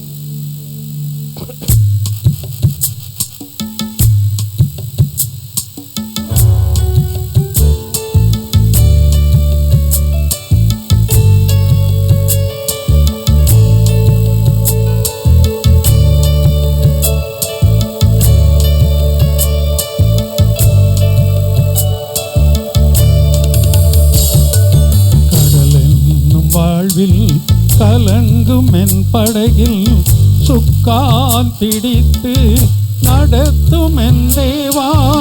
கடலென்னும் வாழ்வில் கலங்கும் என் படகில் சுக்கான் பிடித்து நடத்தும் என் தேவா. கடலினை கண்டித்த கர்த்தர் நிரல்லவோ கடவாதையல்ல என் வாழ்வில் தாரும்.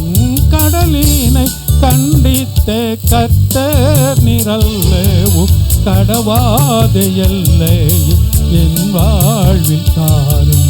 என்னே சுராஜா, சாரோனின் ரோஜா, உம் கிருபை தந்தாலே போதும். என்னே சுராஜா, சாரோனின் ரோஜா, உம் கிருபை தந்தாலே போதும். அலை மோதும் வாழ்வில் அலையாமல் செல்ல உம் கிருபை முன் செல்ல அருளும். அலை மோதும் வாழ்வில் அலையாமல் செல்ல உம் கிருபை முன் செல்ல அருளும். எதிர்காற்று வீச எதிர்ப்போரும் பேச என்னோடிருப்பவர் பெரியவர் நீரே. எதிர்காற்று வீச எதிர்ப்போரும் பேச என்னோடிருப்பவர் பெரியவர் நீரே. இயேசுவே யாத்திரையில் கரை சேர்க்கும் தேவன் என் ஜீவப்படையில் நங்கூரம் நீரே. இயேசுவே யாத்திரையில் கரை சேர்க்கும் தேவன் என் ஜீவப்படையில் நங்கூரம் நீரே. என்னே சுராஜா சாரோனின் ரோஜா உம் கிருபை தந்தாலே போதும். என்னே சுராஜா சாரோனின் ரோஜா உம் கிருபை தந்தாலே போதும். அலை மோதும் வாழ்வில் அலையாமல் செல்ல உம் கிருபை முன் செல்ல அருளும். அலை மோதும் வாழ்வில் அலையாமல் செல்ல உம் கிருபை முன் செல்ல அருளும். அப்படியே கண்களை மூடுவோம். ஏற்பட்ட ஒருவர் கர்த்தருடைய வார்த்தைக்காய் இந்த காணிக்கைக்காய் ஜெபிக்கும்படி அன்போடு கேட்டுக்கொள்ளுகிறேன். ஆண்டவரே, இந்த காணிக்க உடைய கரத்தில் நாங்கள் ஒப்பு கொடுக்குறோம். ஆண்டவரே சோத்தரிக்கிறப்பா. ஆண்டவரே உற்சாகமாக கொடுக்குறவங்க இடத்துல தேவன் பிரியமாக இருக்கிறார் நாங்கள் பார்க்குறோம். ஆண்டவரே சோத்தரிக்கிறப்பா. ஆண்டவரே அப்பா ஒவ்வொரு பிள்ளைங்களையும் ஆண்டவரே அப்பா காணிக்க கொடுத்த பிள்ளைங்களுக்கு பன்மடங்கான ஆசீர்வாதங்களை கட்டளையிடுங்கப்பா. சோத்திர ஆண்டவரே இந்த நாளில் வரக்கூடியான வசனங்களை கூட ஆண்டவரே எங்களுக்கு நேராக கொண்டு வரும்படியாக ஜெபிக்கிறப்பா. சோத்திரம் பேசக்கூடியான மகனை மறைத்து நீங்கள் வெளிப்படும்படியாக ஜெபிக்கிறப்பா. சோத்திரம் பெரியவர் பெரிய காரியங்களை செய்யுங்கப்பா. இயேசு கிறிஸ்து ஜீவனுள்ள நல்ல பிதாவே, ஆமென். கர்த்தர் நல்லவர். இந்த நாளிலும் வந்து கலந்து கொண்ட உங்கள் ஒவ்வொருவரையும் ஜீவிக்கிற இயேசுவின் நாமத்தினாலே வாழ்த்தி ஆசீர்வதிக்கிறேன். கர்த்தர் தாமே உங்கள் ஒவ்வொருவரையும் ஆசீர்வதித்து காத்து கொள்வாராக.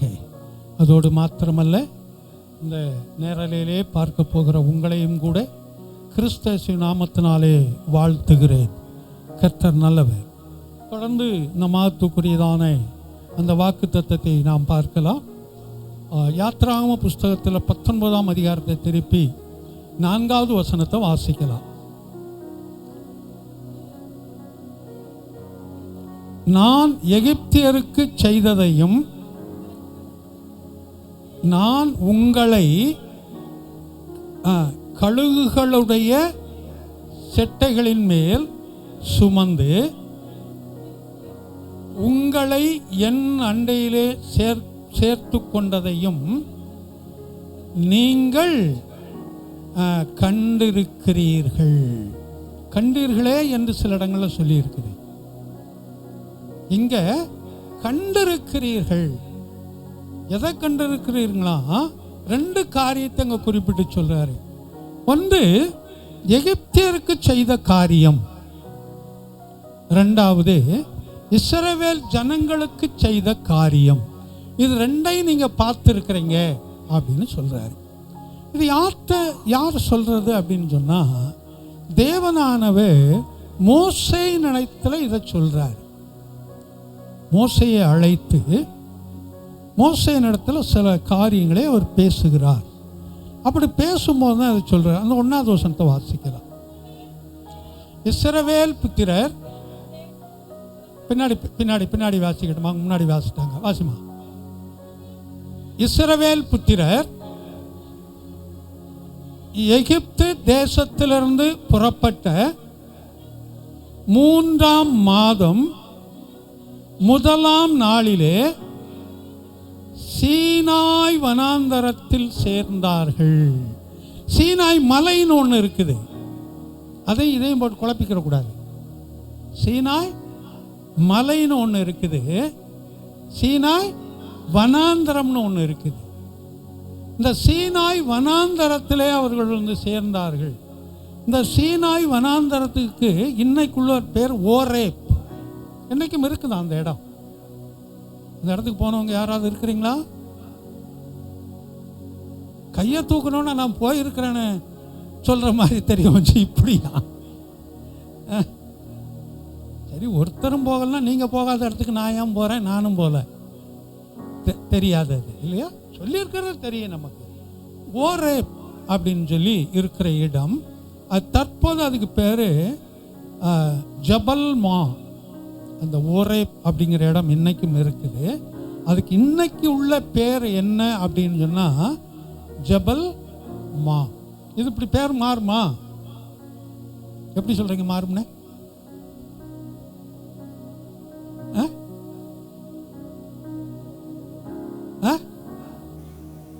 அதைத்தான் இப்போ இங்க நம்ம இருக்கிற இடத்துக்கு பேர் என்ன? சென்னாப்பட்டணம். சென்னா ரெட்டி. ஆமா, அவர் தான் முதல்ல இங்க ஒரு மந்திரியா இருந்தவர், ஆந்திரா. அதனால இதுக்கு இப்போ சென்னாப்பட்டணம் தான் முதல் பேர். அதுக்கப்புறம் தான் அது என்ன வந்துச்சு? மதராசி. வெளியில இருந்து அந்த வட இந்தியாக்காரங்கள்லாம் மதராசின்னு கூப்பிட்டு பழகுனதுனால மெட்ராஸ்காரங்களா மதராசி பட்டணம்னு வந்தது. அதுக்கப்புறம் தான் அது என்னவா மாறிச்சு? மெட்ராஸா மாறிச்சு. அதுக்கப்புறம் என்னவா மாறிச்சு? சென்னையாய் மாறினது. இது இந்த இடத்துக்கு மட்டும். தமிழ்நாடு எல்லாம் முழுவதும் முதல் இருந்ததெல்லாம் சென்னாப்பட்டணம். அதுதான் அந்த சாரி இல்லை, இது அன்னைக்கு இருந்த நிலைமையில் தனியாக அந்த தமிழ்நாடு மாத்திரம் இல்லை, வேறு சில பகுதிகள்லாம் சேர்ந்து இருந்தது. பக்கத்தில் இருக்கிற ஆந்திராவில் ஒரு பகுதி, கேரளாவில் ஒரு பகுதி, கர்நாடகா, இதெல்லாம் சேர்ந்து இருந்தது. ஆமாம், அப்போ தான் இருந்த அந்த பேர்கள் அப்படி மாற்றி. அது சரி எனக்கு ஞாபகத்தில் இருக்கு, வரல.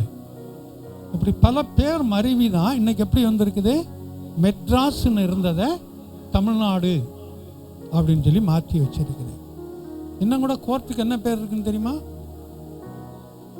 மெட்ராஸ் ஹைகோர்ட்னு தான் இருக்கும். தமிழ்நாடு ஹைகோர்ட்னு இருக்காது, சென்னை ஹைகோர்ட்னு இருக்காது. அதுக்கு பேரே ஆமாம். ஏன்னு சொன்னால் இன்னும் அந்த ரெக்கார்டெல்லாம் அந்த பேரில் தான் இருக்கும். இப்போவும் நீங்கள் தமிழ்நாட்டினுடைய ரெக்கார்டுகள் எடுத்து பார்த்தா பழைய ரெக்கார்டெலாம் பழைய பேரில் தான் இருக்குமா இருக்கும். ஒரு 50 வருடம் 100 வருடத்துக்கு முன்னாடி உள்ள ரெக்கார்டெலாம் எடுத்திங்கன்னா அன்னைக்கு என்ன பேரில் இருந்தால் அந்த பேரில் தான் இருக்கும். அதுக்கப்புறம் தான் அதை மாற்றுவாங்க. அதனால் பேர் மாறி மருவி வர்றது ஒன்றும் பெருசு இல்லை. நம்ம தூரமெல்லாம் ஏம்போது நம்ம வீடுகள்லேயே பேர் எப்படி வரும்னு பாருங்களேன். ஆமாம், அழகாக பேர் வச்சுருப்பாங்க, வைஷ்ணவி அப்படின்னு சொல்லி. கூப்பிட்றது என்ன கூப்பிடுவாங்க தெரியுமா? வயிற்று வலி. வயசுனா என்னன்னு தெரியுமா? இந்த மெக்கானிக் லைனில் இருக்கிறவங்க சொல்லுங்க, வயசுனா என்னன்னு தெரியாதோ? 2 பொருள்களை இறுக்கி பிடிக்கிறதுக்கு அந்த வயசுல போட்டு டைட் பண்ணும்பாங்க. ஆமாம், அதை விரிய அப்படி விரிஞ்சுக்கிட்டே வரும். அதை டைட் பண்ண ஒன்றா சேர்ந்துக்கிறோம். ஆமாம், நல்ல வச்சது ஒரு பேராக இருக்கும், ஆனால் கூப்பிடுறது ஏன்னா பெட் நேம் அப்படின்னுக்குருவாங்க. பெட் அனிமல்ஸ்ன்னு சொல்கிறாங்கல்ல. பெட் அனிமல்ஸ்னால் என்ன? பெட் அனிமல்னா என்னமா? நாயா? செல்ல பிராணி. அது என்னன்னு சொல்ல? நாய், குருவி, கொக்கு, வாத்து, நண்டு, பன்னி, எருமை, மலம்பாம்பு. வெளிநாட்டில் மலம்பாம்பெல்லாம் வளர்க்குறாங்களா? பக்கத்தில் படுக்க போட்டுக்கிறாங்களா? அதெல்லாம் பன்னி, பாம்பெல்லாம் அவங்க பெட்லேயே அவங்க படுக்க போட்டுக்கிறாங்க. இது மாதிரி பெயர்கள் மருவி வருவது எல்லா வீடுகளையும் இருக்கிறதா இல்லையா? இங்கே மாத்திரம் எல்லா வீடுகள்லையும் இருக்கிறதா. அதனால் இங்கே வரும்போது இந்த சீனாய்ங்கிறத ஓரேப்புன்னு மாறி தற்போது பேர் வந்து ஜபல்மா அப்படின்னு சொல்லியிருக்குது. இந்த ஜபல்மா அப்படிங்கிறதுக்கு அர்த்தம் என்னென்னா அஹபா அப்படின்னு சொல்லி சொல்லப்பட்டிருக்குது. அது அந்த சூவேஸ் கால்வாய்க்கு அருகாமையில் இருக்குன்னு சொல்லி சர்த்தரம் சொல்லுகிறது. சரி, இது இப்போ சர்த்தரங்க கற்றுக் கொடுக்கறதுக்கு வரல. கொஞ்சம் எனக்கும் தெரியணும், உங்கள்கிட்ட காட்டணும்ல, அதனால் அப்படி பையா கொஞ்சம் ரீல் விடுறது தான் இதில். இன்னும் அப்படி தானம்மா? சரி, ஏதோ ஒன்று. இந்த இடத்துல மோசையை பார்த்து தேவன் சொல்லுகிறார், எந்த நாளில் இஸ்ரவேல் புத்திரர் எகிப்து தேசத்திலிருந்து புறப்பட்டு 3ஆம் மாதம், தெளிவாக சொல்லியிருக்கு பாருங்க, எகிப்திலிருந்து புறப்பட்ட 3ஆம் மாதம் 1ஆம் நாளிலே, அப்போ முதல் தேதியிலே சீனாய் வனாந்தரத்திலே சேர்ந்தார்கள். அவர்கள் ரெவித்தீமிலிருந்து பிரயாணம் புறப்பட்டு சேர்ந்து அந்த வனாந்தரத்தில் பாளையம் இறங்கினார்கள். எந்த வனாந்தரத்தில்? சீனாய் வனாந்தரத்தில் பாளையம் இறங்கினார்கள். மலைக்கு எதிராக பாளையம் இறங்கினார்கள். மோசே தேவனிடத்திலே ஏறி போனான். அங்கதான் தேவன்க இந்த காரியத்தை சொல்றார். மோசேட்ட தேவன் இதை சொல்லுகிறார். என்ன சொல்லுகிறார்? 4வது வசனத்துல, நான் எகிப்தியருக்கு செய்ததையும், உன் ஜனங்க இப்ப வந்திருக்கிறாங்க, சுமார் 6 லட்சம் புருஷர்கள் இருக்கிறாங்க, ஸ்திரீகள் வேற, பிள்ளைகள் வேற. புருஷர்கள் என்றால் நான் ஏற்கனவே சொல்லுகிறது போல திருமணம் ஆனவர்களை குறித்து அங்கே சொல்லலை. வேதத்தின்படி புருஷர்கள் என்றால் யார்? 20 வயதிற்கு மேற்பட்ட எல்லோரும் புருஷர்கள், அவ்வளோதான். அது திருமணம் ஆகியிருக்கா ஆகலையாங்கிறதெல்லாம் இல்லை. திருமணமானவங்கள புருஷன் நம்ம வச்சுக்கிட்டோம், அவ்வளோதான். அது வேதத்தில் 20 வயதிற்கு மேற்பட்ட எல்லா ஆண்களும் புருஷர்கள், அதாவது ஒரு நல்ல ஒரு ஆண் அப்படிங்கிற அர்த்தம், அவ்வளோதான். அந்த லிஸ்ட்டில் இருக்குது. அதுக்கு மேலே 19 வயசில் கீழே இருக்கிறவங்களாம் பிள்ளைகள்லாம் நிறையா இருக்கிறாங்க, பசங்க நிறையா இருக்கிறாங்க, பெண்கள் நிறையா இருக்கிறாங்க. இதெல்லாம் கணக்கு வேறு. இந்த நிலைமையில் சொல்கிறாரு, ஏன்னா இப்போ 3 மாதம் தான் ஆச்சு வந்து, ஏன்னா ஒரு சிலர் செத்துருக்கலாம், எல்லாரும் மரித்திருக்க வாய்ப்புகள் அங்கே இல்லை. 3 மாதத்துக்குள்ளே எத்தனை பேர் செத்துருவாங்க? இல்லை ஒரு 10 பேரை வச்சுக்கல, 100 பேரை கூட வச்சுக்கோங்க, அங்கேருந்து வந்து கூட செத்தாங்கன்னு சொல்லி அதை நம்ம சொல்ல முடியாது இல்லையா? மற்றவங்களுக்கு தெரிவிக்க வேண்டும்னு சொல்கிறான், மற்றவங்களுக்கு தெரியும்னு சொல்கிறான். எகிப்தியருக்கு நான் என்ன செய்தாங்கிற உங்கள் ஜனங்கள் எல்லாம் அறிஞ்சிருக்கிறாங்கப்பா. 10 வாதைகளை கொடுத்து தான் உங்களை நான் மீட்டு கொண்டு வந்தேன் அப்படின்னு. எப்படி மீட்டு கொண்டு வந்தேன் என்பதை அடுத்து சொல்றார். அடுத்த பகுதியில் முதல்ல இஸ்ரவேல் ஜனங்களுக்கு என்ன செய்தேன் என்பதை ஞாபகப்படுத்துகிறார். அடுத்த வரியில் வரும்போது, நான் உங்களை கழுகுகளுடைய செட்டைகளின் மேல், கழுகுகளுடைய செட்டைகளின் மேல், கழுகின் சட்டையின் மேல் சில இடங்களில் சொல்லி இருக்குது, கழுகுகளுடைய சட்டைகளின் மேல் சில இடங்களில் சொல்லி இருக்குது. இந்த இடத்துல கழுகுகளுடைய செட்டைகளின் மேல். கழுகுகளுடைய செட்டைன்னா அர்த்தம் என்ன?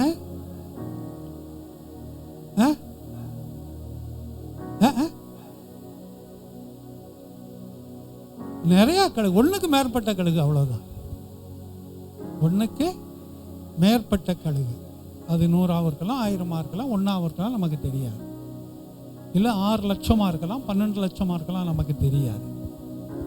கழுகுகளின் செட்டைகளின் மேல். கழுகுகளின் செட்டையின் மேல் சுமக்க முடியுமா? முடியுமா? முடியும். ஏன்னா கழுகை உருவாக்கினவர் கர்த்தர், அவரால் முடியும். ஒரு அனுமான் பெரிய ஒரு மலையே தூக்கிட்டு மாதிரி படம் இருக்குது. இந்த ஏபிடி பார்சல் சர்வீஸ் எல்லாம் தான் இருக்கும். ஏபிடி பார்சல் சர்வீஸ்ல இல்லையா, பெரிய ஒரு மலையை ஒரு உருவம் தூக்கி கொண்டு போற மாதிரி அதில் படம் போட்டிருப்பாங்க. அப்போ உலகத்தில் வந்த ஒரு ஒரு மிருகத்தை சேர்ந்த ஒரு உருவம் கொண்ட ஒரு அமைப்புக்குள்ள அது அனுமான்னு சொல்லுவாங்க. அது அந்த குரங்கனுடைய மேல் உருவம், அது குரங்கு மாதிரியே தான் இருக்கும் அந்த அனுமானுங்கிற.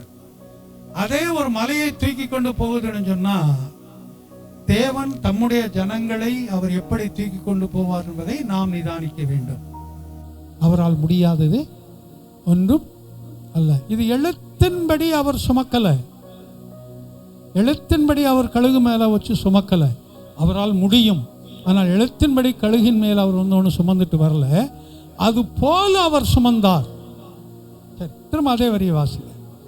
நான் உங்களை கழுகுடைய செட்டைகளின் மேல் சுமந்து உங்களை என் அண்டையிலே சேர்த்து கொண்டதை நீங்கள் கண்டீர்களே. ரெண்டு காரியம். ஒன்று, கழுகுகளுடைய செட்டைகளின் மேல் சுமந்தது.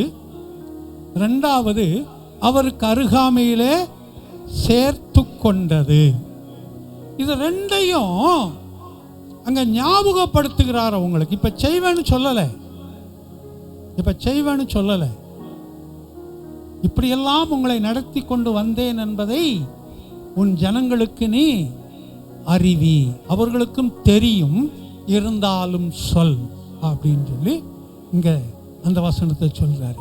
இது அப்படியே நீங்க ஆவிக்குரியபடி எடுத்துக்கொள்ளுங்க. இவர்கள் எழுத்தின்படி இஸ்ரவேலர்களாய் இருந்தார்கள். நாம் யாராய் இருக்கிறோம்? ஆவிக்குரிய இஸ்ரவேலராய் இருக்கிறோம். அவர்களை எப்படி தூக்கி சுமந்து அவரோடு சேர்த்து கொண்டாரோ, அதே போல நம்மை தூக்கி சுமந்து அவரோடு சேர்த்து கொள்ள போதுமானவராய் இருக்கிறார். அல்லேலூயா. விசுவாசிப்போம், நம்மை அவரோடு கூட சேர்த்து கொள்வார். அவர் தூக்கி சுமப்பார். இஸ்ரவேல் ஜனங்களை எகிப்திலிருந்து வரக்கூடிய அந்த 3 மாதங்களும் தூக்கி சுமந்தார். நம்மை இன்னும் தூக்கி சுமக்கிறார். அவர்கள் ஒரு குறிப்பிட்ட காலத்திற்குள்ளாய் அவருடைய வாக்குத்தத்தம் முடிந்து போனது. ஆனால் நமக்கு அந்த வாக்குத்தத்தங்கள் எல்லாம் ஆம் என்றும் ஆமேன் என்றும் இன்றும் நின்று கொண்டு இருக்கிறது. அவைகள் நமக்கு சொந்தம். அவர் தூக்கி சுமப்பார். இந்த கழுகுல நிறைய கழுகுகள் இருக்குது. நமக்கு தெரிஞ்சது இந்த கள்ளப்பிராந்துன்னு சொல்லுவாங்க. இங்கே சொல்லுவாங்களா கள்ளப்பிராந்துன்னு? கள்ளப்பிராந்து கோழி குஞ்செல்லாம் சாதாரண தூக்கிட்டு ஓடிடும், அதுதான் நமக்கு தெரியும். பறந்துன்னா ஏதோ ஒன்று பறக்குது, அது நமக்கு தெரியும். கழுகுகளில் நிறைய விதமான கழுகுகள் இருக்குதான்.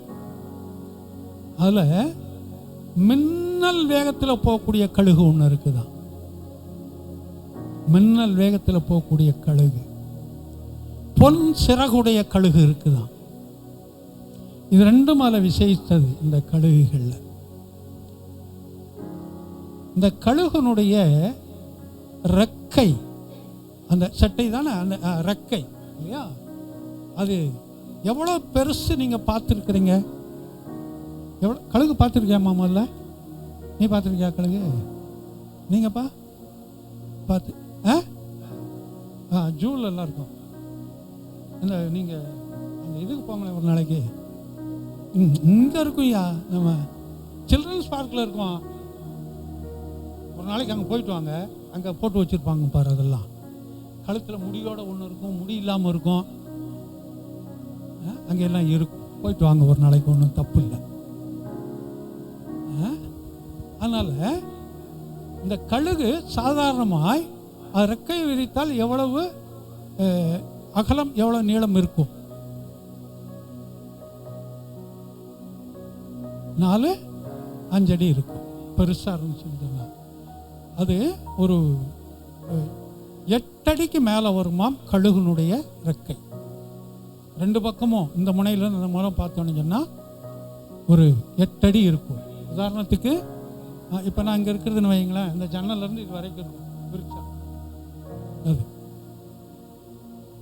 அந்த கழுகுனுடைய கூடு 10 அடி விட்டமுள்ளதாக இருக்குமா. 10க்கு 10 ரூம் இருக்கிற மாதிரின்னு வைங்களேன். நம்ம தங்கி இருக்கிற ஒரு ரூம், ஒரு வீடு 10க்கு 10 ரூம் இருக்கிற மாதிரி அதனுடைய கூடுகள் இருக்குமா. அப்படிப்பட்ட இடத்துல இருக்கக்கூடியது. ஏன் எத்தனையோ பறவைகள் இருக்கும்போது கழுகு குறித்து அவர் சொல்லியிருக்கணும், புறாவை குறித்து தான் சொல்லியிருக்கக்கூடாது? சுத்தமான ஒரு பறவைன்னு சொன்னால் அது எதை சொல்லுவாங்க? புறா இல்லையா?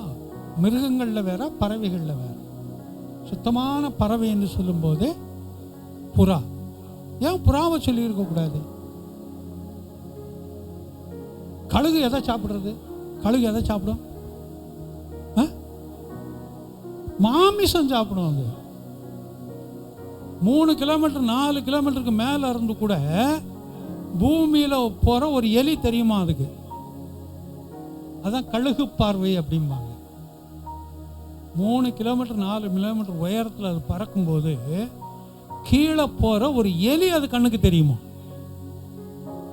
அது ஒரு குறிப்பிட்ட தூரம் மெதுவாக வந்து அடுத்த நொடியில் தூக்கிட்டு ஓடிடுமா.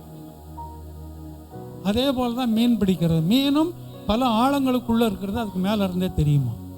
அதை பார்த்து தான் அப்படியே சுற்றிட்டு வந்து டப்புன்னு டைவ் அடிக்கிற மாதிரி உள்ளே போய் அடித்து அந்த மீனை மட்டும் தூக்கிட்டு மேலே பறந்து போயிடும். அந்த பறவை. ரெண்டாவது, இந்த ஒரு பறவை மாத்திரம் சூரியனை பார்த்து பறக்கும். எந்த பறவை? கழுகு. சூரியனை பார்த்தா என்ன ஆகும்? கண்ணு கூசும். நம்ம இந்த லைட்டே பார்க்க முடியாது. எல்இடியை பார்த்தாலே கண்ணு கூசும். டியூப் லைட்டுக்கு அப்படி தெரியாது. எல்இடியை பார்த்தோம்னா கண்ணு கூசும். சூரியனையே நம்ம பார்த்துக்கிட்டு இருந்தா கண்ணு கூசும். இந்த பறவைகளில் இந்த கழுகு மாத்திரம் அந்த சூரியனை பார்த்து பறக்கக்கூடிய ஒரு தன்மையுடையதான். அதனால தான் கழுகை குறித்து இங்க சொல்றாரு.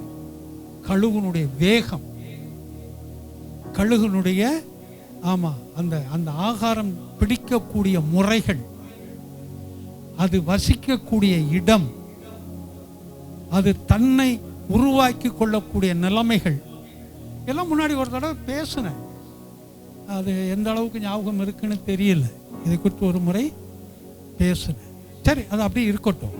அப்போ இங்கே வரும்போது இந்த கழுகு வந்து மிகவும் உயரத்தில் பறக்கக்கூடியது. ஒன்று சொல்லுவாங்க, உயர உயர பறந்தாலும் ஊர்க்குருவி பறந்தாகாது. உயர உயர பறந்தாலும் ஊர்க்குருவி பறந்தாகாது. அது எதுக்கு சொல்றது? ஒன்றும் இல்லாதவன் தன்னை பெரிய ஆளா காமிச்சுக்கிறான்னு வைங்களேன், இல்லையா? அப்படி சில நடைமுறைகளை நமக்கு நம்மை மிஞ்சி சில காட்டக்கூடிய சில காரியங்கள், அது எந்த மனிதர்கள்ங்கிறதெல்லாம் இல்லை. அப்படி காட்டும் போது அவங்களை குறித்து சொல்லக்கூடிய ஒரு பழமொழி அது. இருக்கட்டும்டா, என்னதான் இருந்தாலும் உயர உயர பறந்தாலும் ஊர்க்குருவி ஒன்றும் பறந்தாகாது, நீ குருவி தான், நான் பறந்து தான் அப்படின்னு சொல்ற மாதிரி. அது மிகவும் உயரத்தில் பறக்கக்கூடிய ஒன்று. அதோடு மாத்திரமல்ல, பறவைகளின் பாடத்தில் அதெல்லாம் இல்லையா? அதெல்லாம் அப்போ இருந்திருக்கும் 1வது 2வதுல. இப்போ நாங்கள் காலேஜுக்கு போகும்போது அதெல்லாம் கேட்டால் எப்படி சொல்ல முடியும்? பறவைகளின் ராஜா, பறவைகளின் மிருகங்களின் ராஜா யாரு?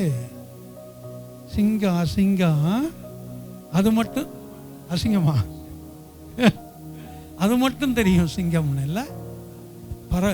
மிருகங்களின் ராஜா சிங்கம் இல்லையா? பறவைகளின் ராஜா கழுகு. மறந்துடக்கூடாது. ஆனால் தான் கழுகை எங்க தெரிந்து கொண்டார். கழுகுகளுடைய செட்டைகளிலே அவர் என்ன செய்தாராம்? சுமந்து கொண்டு வந்தார். எழுத்தின்படி அப்படி சுமந்து கொண்டு வரல. கழுகு மேல ஒருத்தரை சுமந்து கொண்டு வந்தால் அது எவ்வளவு பாதுகாப்பு இருக்குமோ அந்த பாதுகாப்பு கொடுத்து சுமந்து கொண்டு வந்தார் அப்படிங்கிறது தான் இங்க அதனுடைய அர்த்தம். ஊரே திறந்து வந்துச்சுன்னா ஊரா திறந்து வந்துச்சு, என்னங்க சோறு கிடந்துச்சு, ஒரு சோறு காணோம், சட்டியோட சாப்பிட்டானாம்பாங்க. வீடுகளை சொல்லுவாங்க, பார்த்துட்டு இருக்கிறீங்களா? எல்லா வீட்டுக்கும் சட்டி இருக்குது, குழம்பு இருக்குது, சோறு இருக்குது, பானை இருக்குது. இல்லை சொல்லியிருக்கீங்களா? சொல்லலையா? சொல்லியிருக்கு. எல்லா வீடுகளும் இது. அப்போ சட்டியும் நொறுக்கி தின்னுட்டான் இல்லை, அதில் இருக்கிற முழுவதையும் காலி பண்ணுவது. அதற்கு பெயர் தான் இந்த வார்த்தை. ஊரே திரண்டு வந்துருச்சு, தெருவே திரண்டு வந்துருச்சு. தெருவாங்க திரண்டு வந்துச்சு. தெருவில் இருக்கக்கூடிய ஜனங்கள், அந்த ஊரில் இருக்கக்கூடிய ஜனங்கள். அதே மாதிரி தான் இது. கழுகின் மீது என்றால் கழுகின் மீது மனிதர்களை தூக்கி கொண்டு வரல, அதுக்கு மனிதர்களை எந்த அளவுக்கு பாதுகாப்பாய் அவர் கொண்டு வந்தார் என்பதை குறித்து இங்கே சொல்லுகிறார். அப்போ அந்த கழுகை குறித்து பாதுகாப்பாக இருக்குன்னா அதுக்கு வேற ஒரு வசந்த வாசத்தை தான் இது உங்களுக்கு புரியும். உபாகமம் 32 திருப்பி 11, 12 வாசிப்போம். 32.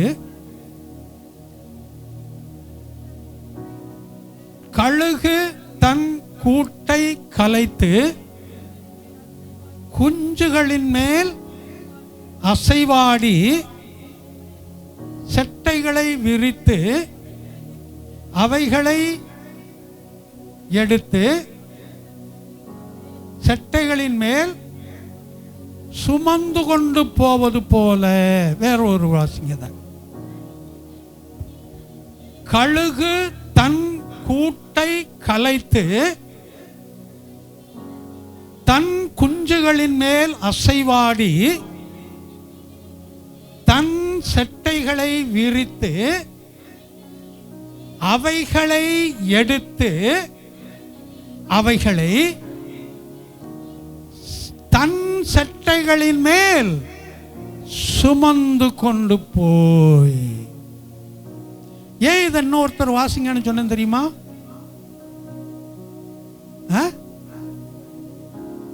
இதை சரியாய் புரிந்து கொள்ள வேண்டும் என்பதற்காக. இதை சரியாய் புரிந்து கொள்ள வேண்டும் என்பதற்காக. இப்ப வேற ஒருத்தர் வாசிங்க. சரி, கழுகு தன் கூட்டை நல்லா புரிந்து கொள்ளணும். கழுகு கழுகு தன் கூட்டை கலைத்து, இதை நம்ம பாஷையில் சொல்லணும்னு சொன்னா அவன் வீட்டை அவனே இடிக்கிறது. அவன் வீட்டை அவனே இடிப்பது. வேதத்தில் வரும்போது தனக்குத்தானே பிரிந்திருக்கிற எந்த ராஜ்யமும் நிலை பெறாது. தனக்குத்தானே இருக்கிற எந்த குடும்பமும் முடிவிலே ராஜ்யத்தை சுதந்திரித்துக் கொள்ள முடியாது. அப்ப குடும்பம் என்று சொல்லும்போது புருஷன், மனைவி, பிள்ளைகள், அவ்வளவுதான். பெற்றோர்கள் அதில் உள்ள வராது. அதாவது பெரியவர்களுடைய பெற்றோர்கள் வராது. புருஷன், மனைவி, பிள்ளைகள், அவ்வளவுதான் ஒரு குடும்பம் என்பது. செப்பரேட் குடும்பம். இந்த குடும்பத்துக்குள்ள பிரச்சனையோடு இருக்கிறான்னு சொன்னா அந்த குடும்பம் வெடிச்ச ரெண்டாய் உடைந்து போன ஒரு குடும்பம், ஒரு வீடு, அது நிலைச்சிருக்க முடியாதா? ஆனா இங்க இந்த கழுகு தன்னுடைய வீட்டை என்ன செய்தான்? இடிச்சு போட்டுருது. பிள்ளைங்க படிக்கும்போது பக்கத்தில் இருக்கிறவங்க நோட்டை எடுத்து கிழிச்சு போடுவாங்க. அவங்க நோட்டை கிழிக்க மாட்டாங்க. நீங்களாம் அப்படி கிழிச்சிருக்கீங்களா? பக்கத்து பிள்ளைங்களுடைய நோட்டு, பேனா, சிலர் பேனா இருந்தால் அதை எடுத்து கீழே குத்தி அந்த முள்ளை ஒடிச்சிட்டு வச்சுருவாங்க. ஷார்ப்னர் போட்டு பேனா பென்சில் திருப்பி வச்சுருப்பாங்க. எடுத்து கீழே போட்டு ஒரே அடி நொறுக்கி அவங்க பையில் வச்சுருவாங்க. இல்லைன்னா அந்த ரப்பரு ஷார்ப்னர்லாம் தூக்கி வேற எங்கேயாவது போட்டுருவாங்க. அவங்க சுற்றி தேடிக்கிட்டு இருக்கணும். இதெல்லாம் சாதாரணமாக ஸ்கூல்களில் நடக்கிற சம்பவங்கள். இதெல்லாம் என்னப்பா சொல்கிறேன், நாங்கள்லாம் யோக்கியமானவங்க அப்படிலாம் செய்ய மாட்டோம்னு சொல்கிறீங்கள? அது ரொம்ப நல்ல பிள்ளைங்க, அவங்களாம் அப்படி செய்ய மாட்டாங்க. ஆமாம், அப்படித்தான் இருக்கணும்.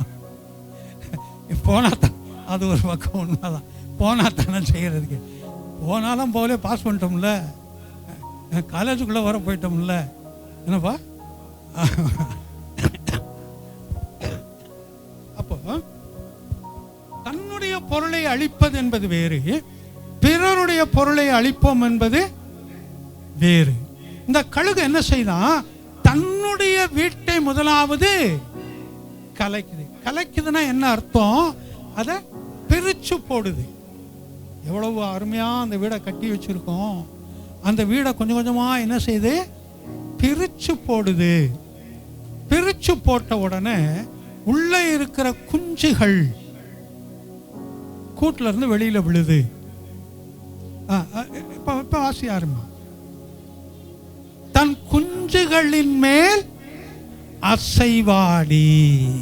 இந்த கூட்டில் இந்த கழுகு கூடு கட்டுற இடம் வந்து கண்மலையின் மேலே ரொம்ப உயரமான இடம். இப்போ இந்த ஏரியாவில் உயரமான இடம் எது அப்படின்னு சொன்னால் நம்ம பட் ரோடுன்னு வச்சுக்கோங்களேன். அந்த பட் ரோடு மலை மேலே போனீங்கன்னா அது மேலே ஒரு மரம் இருக்குது, அந்த மரத்தை வச்சுக்கோங்க. அதுதான் அந்த இடத்துக்கு பொதுவாக நான் சொல்ல வரேன். அப்போ அந்த ஏரியாவில் எது மிகவும் உயரமான ஒரு இடம், அதிலும் உயரமான இடம் எதுன்னு பார்த்து அது மேலே தான் கூடுகளை கட்டுமா. அப்போ அந்த இடத்தில் இருந்து அது கூடுகளை என்ன செய்கிறது? கலைத்து போடுகிறது, ஒவ்வொன்றா பிச்சு போட்டுருது. பிச்சு போட்ட உடனே உள்ளே இருக்கக்கூடிய குஞ்சுகள் அந்த கூட்டில் இருந்து தானா கீழே விழுது. விழும்போது இந்த கழுகு என்ன செய்தான்? செட்டைகளை விரித்து மேல உள்ள இருந்தே வாசிங்க. குஞ்சுகளின் மேல் அசைவாடி. குஞ்சுகளின் மேல் அசைவாடுறதுன்னா என்ன? அதுக்கு மேல பறக்கிறது. இது பறக்க தெரியாத குஞ்சு. இது கரெக்டா எங்க இருந்திருக்கணும்?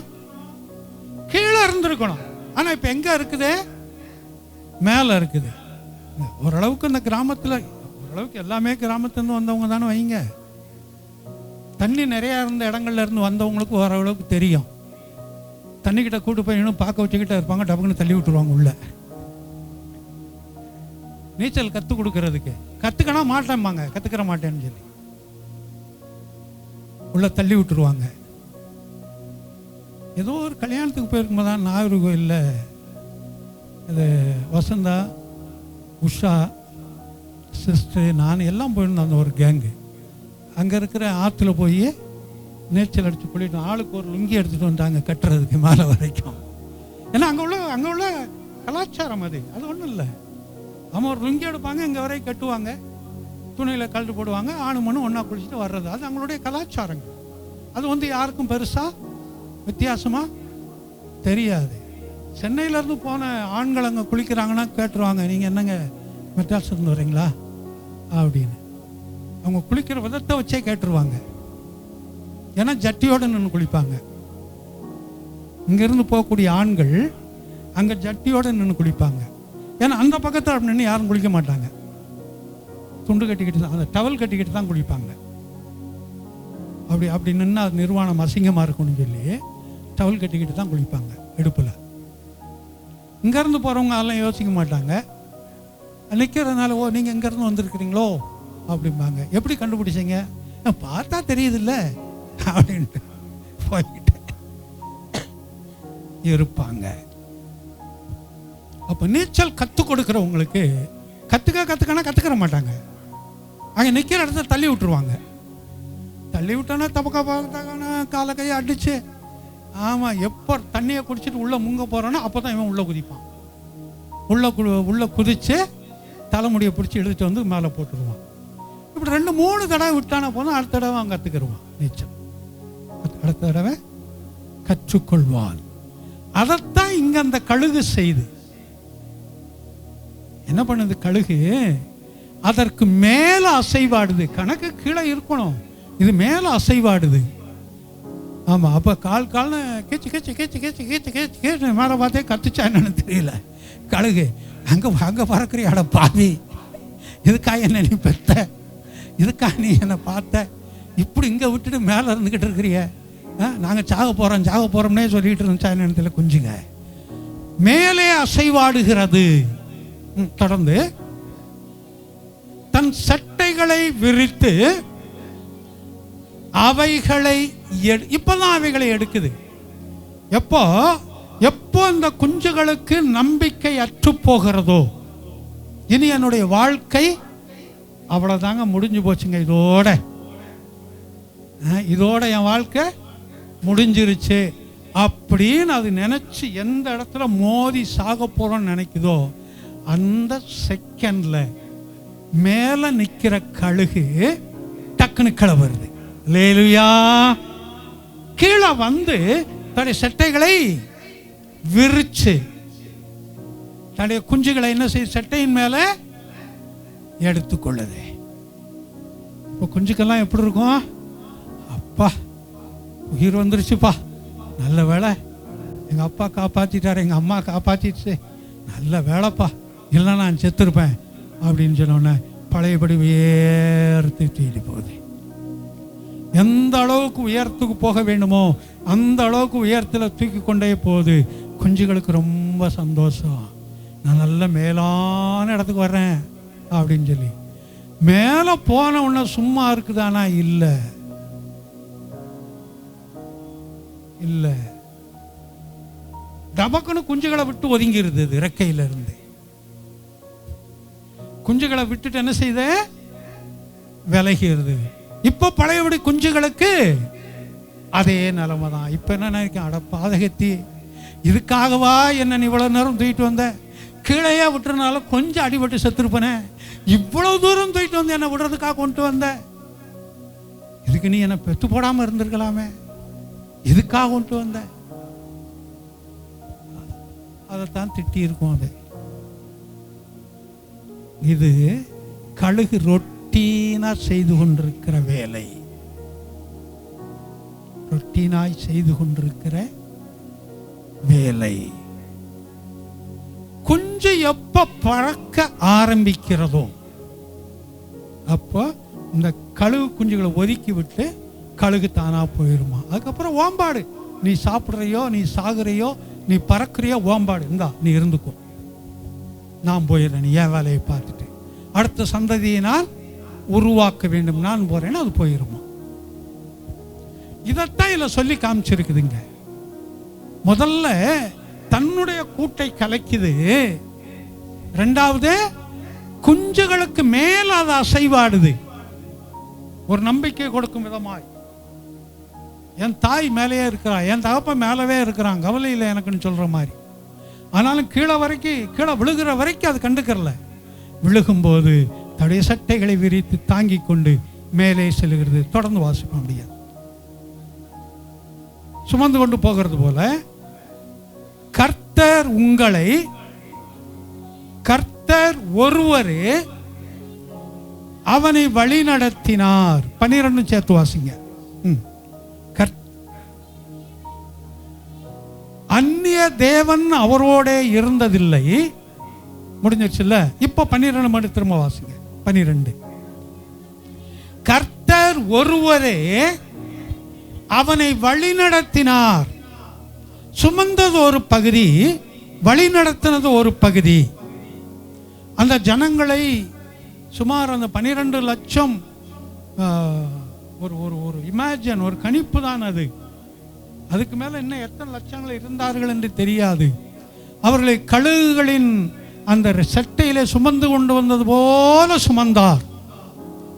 சுமந்தது மாத்திரமல்ல, கீழே விட்டதுக்கு அப்புறம் அவரே நடத்தினார்.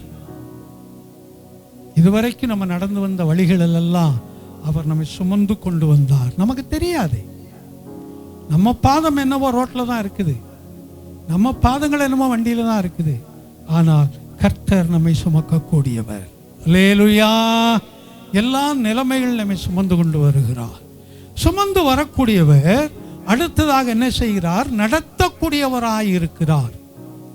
எந்த இடத்திற்கு போனால் எது சிறப்பாய் இருக்கும், இந்த பிள்ளைகளை எப்படி நாம் நடத்த வேண்டும், குடும்ப வாழ்க்கையில் எப்படி நடத்த வேண்டும், படிப்பிலே எப்படி நடத்த வேண்டும், வேலைகள் தொழிலே எப்படி நடத்த வேண்டும், பயணங்களிலே எப்படி நடத்த வேண்டும் என்பதை அறிந்து அவர் நம்மை நடத்தக்கூடியவர்.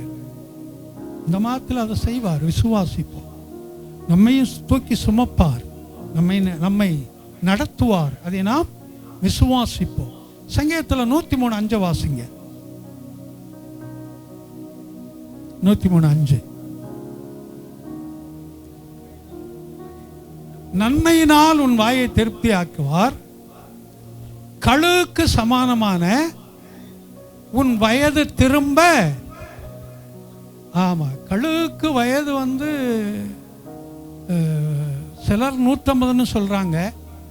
சிலர் வரும்போது அது 900 வருஷத்துக்கு மேலே இருக்குங்கன்னு சொல்றாங்க. நமக்கு அது தெரியல. சரியா. ஆனால் குறிப்பிட்ட நாள் வரும்போது அது வயதாகி விடுமாம். குறிப்பிட்ட வயது வரும்போது அது வயதாயிரும். வயதான உடனே ஒரு இடத்துல போய் உட்கார்ந்து தன்னுடைய முடியெல்லாம் அதே பிடுங்கி போட்டுருமா. பிடுங்கி போட்டு தன்னுடைய கால்களில் இருக்கிற நகத்தெல்லாம் பாறையில் அடைச்சு உடைச்சிருமா. அந்த நகங்கள் எல்லாவற்றையும் திரும்ப அந்த வாயில் இருக்கிற கூரா இருக்கிற பகுதியை பாறையில் அடித்து அதையும் உடைச்சிருமா.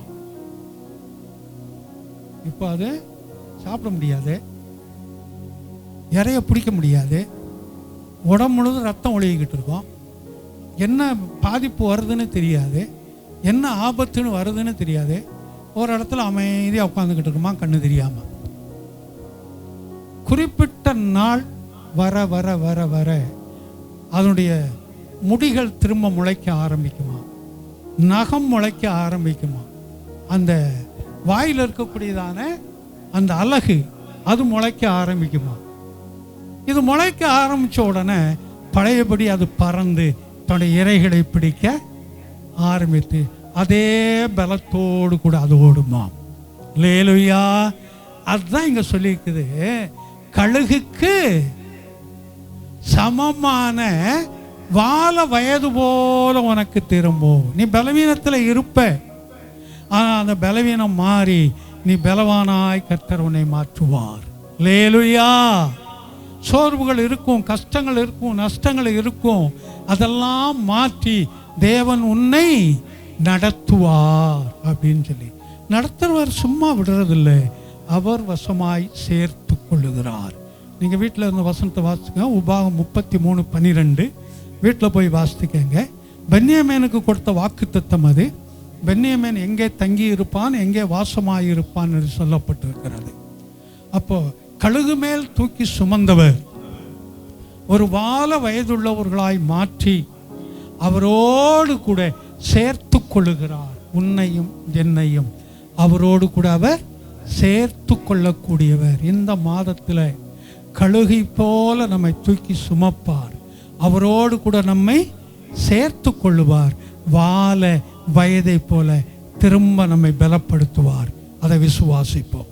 இந்த விசுவாசத்தோடு அப்படியே கண்களை மூடுவோம், கர்த்தரை நோக்கி பார்ப்போம்.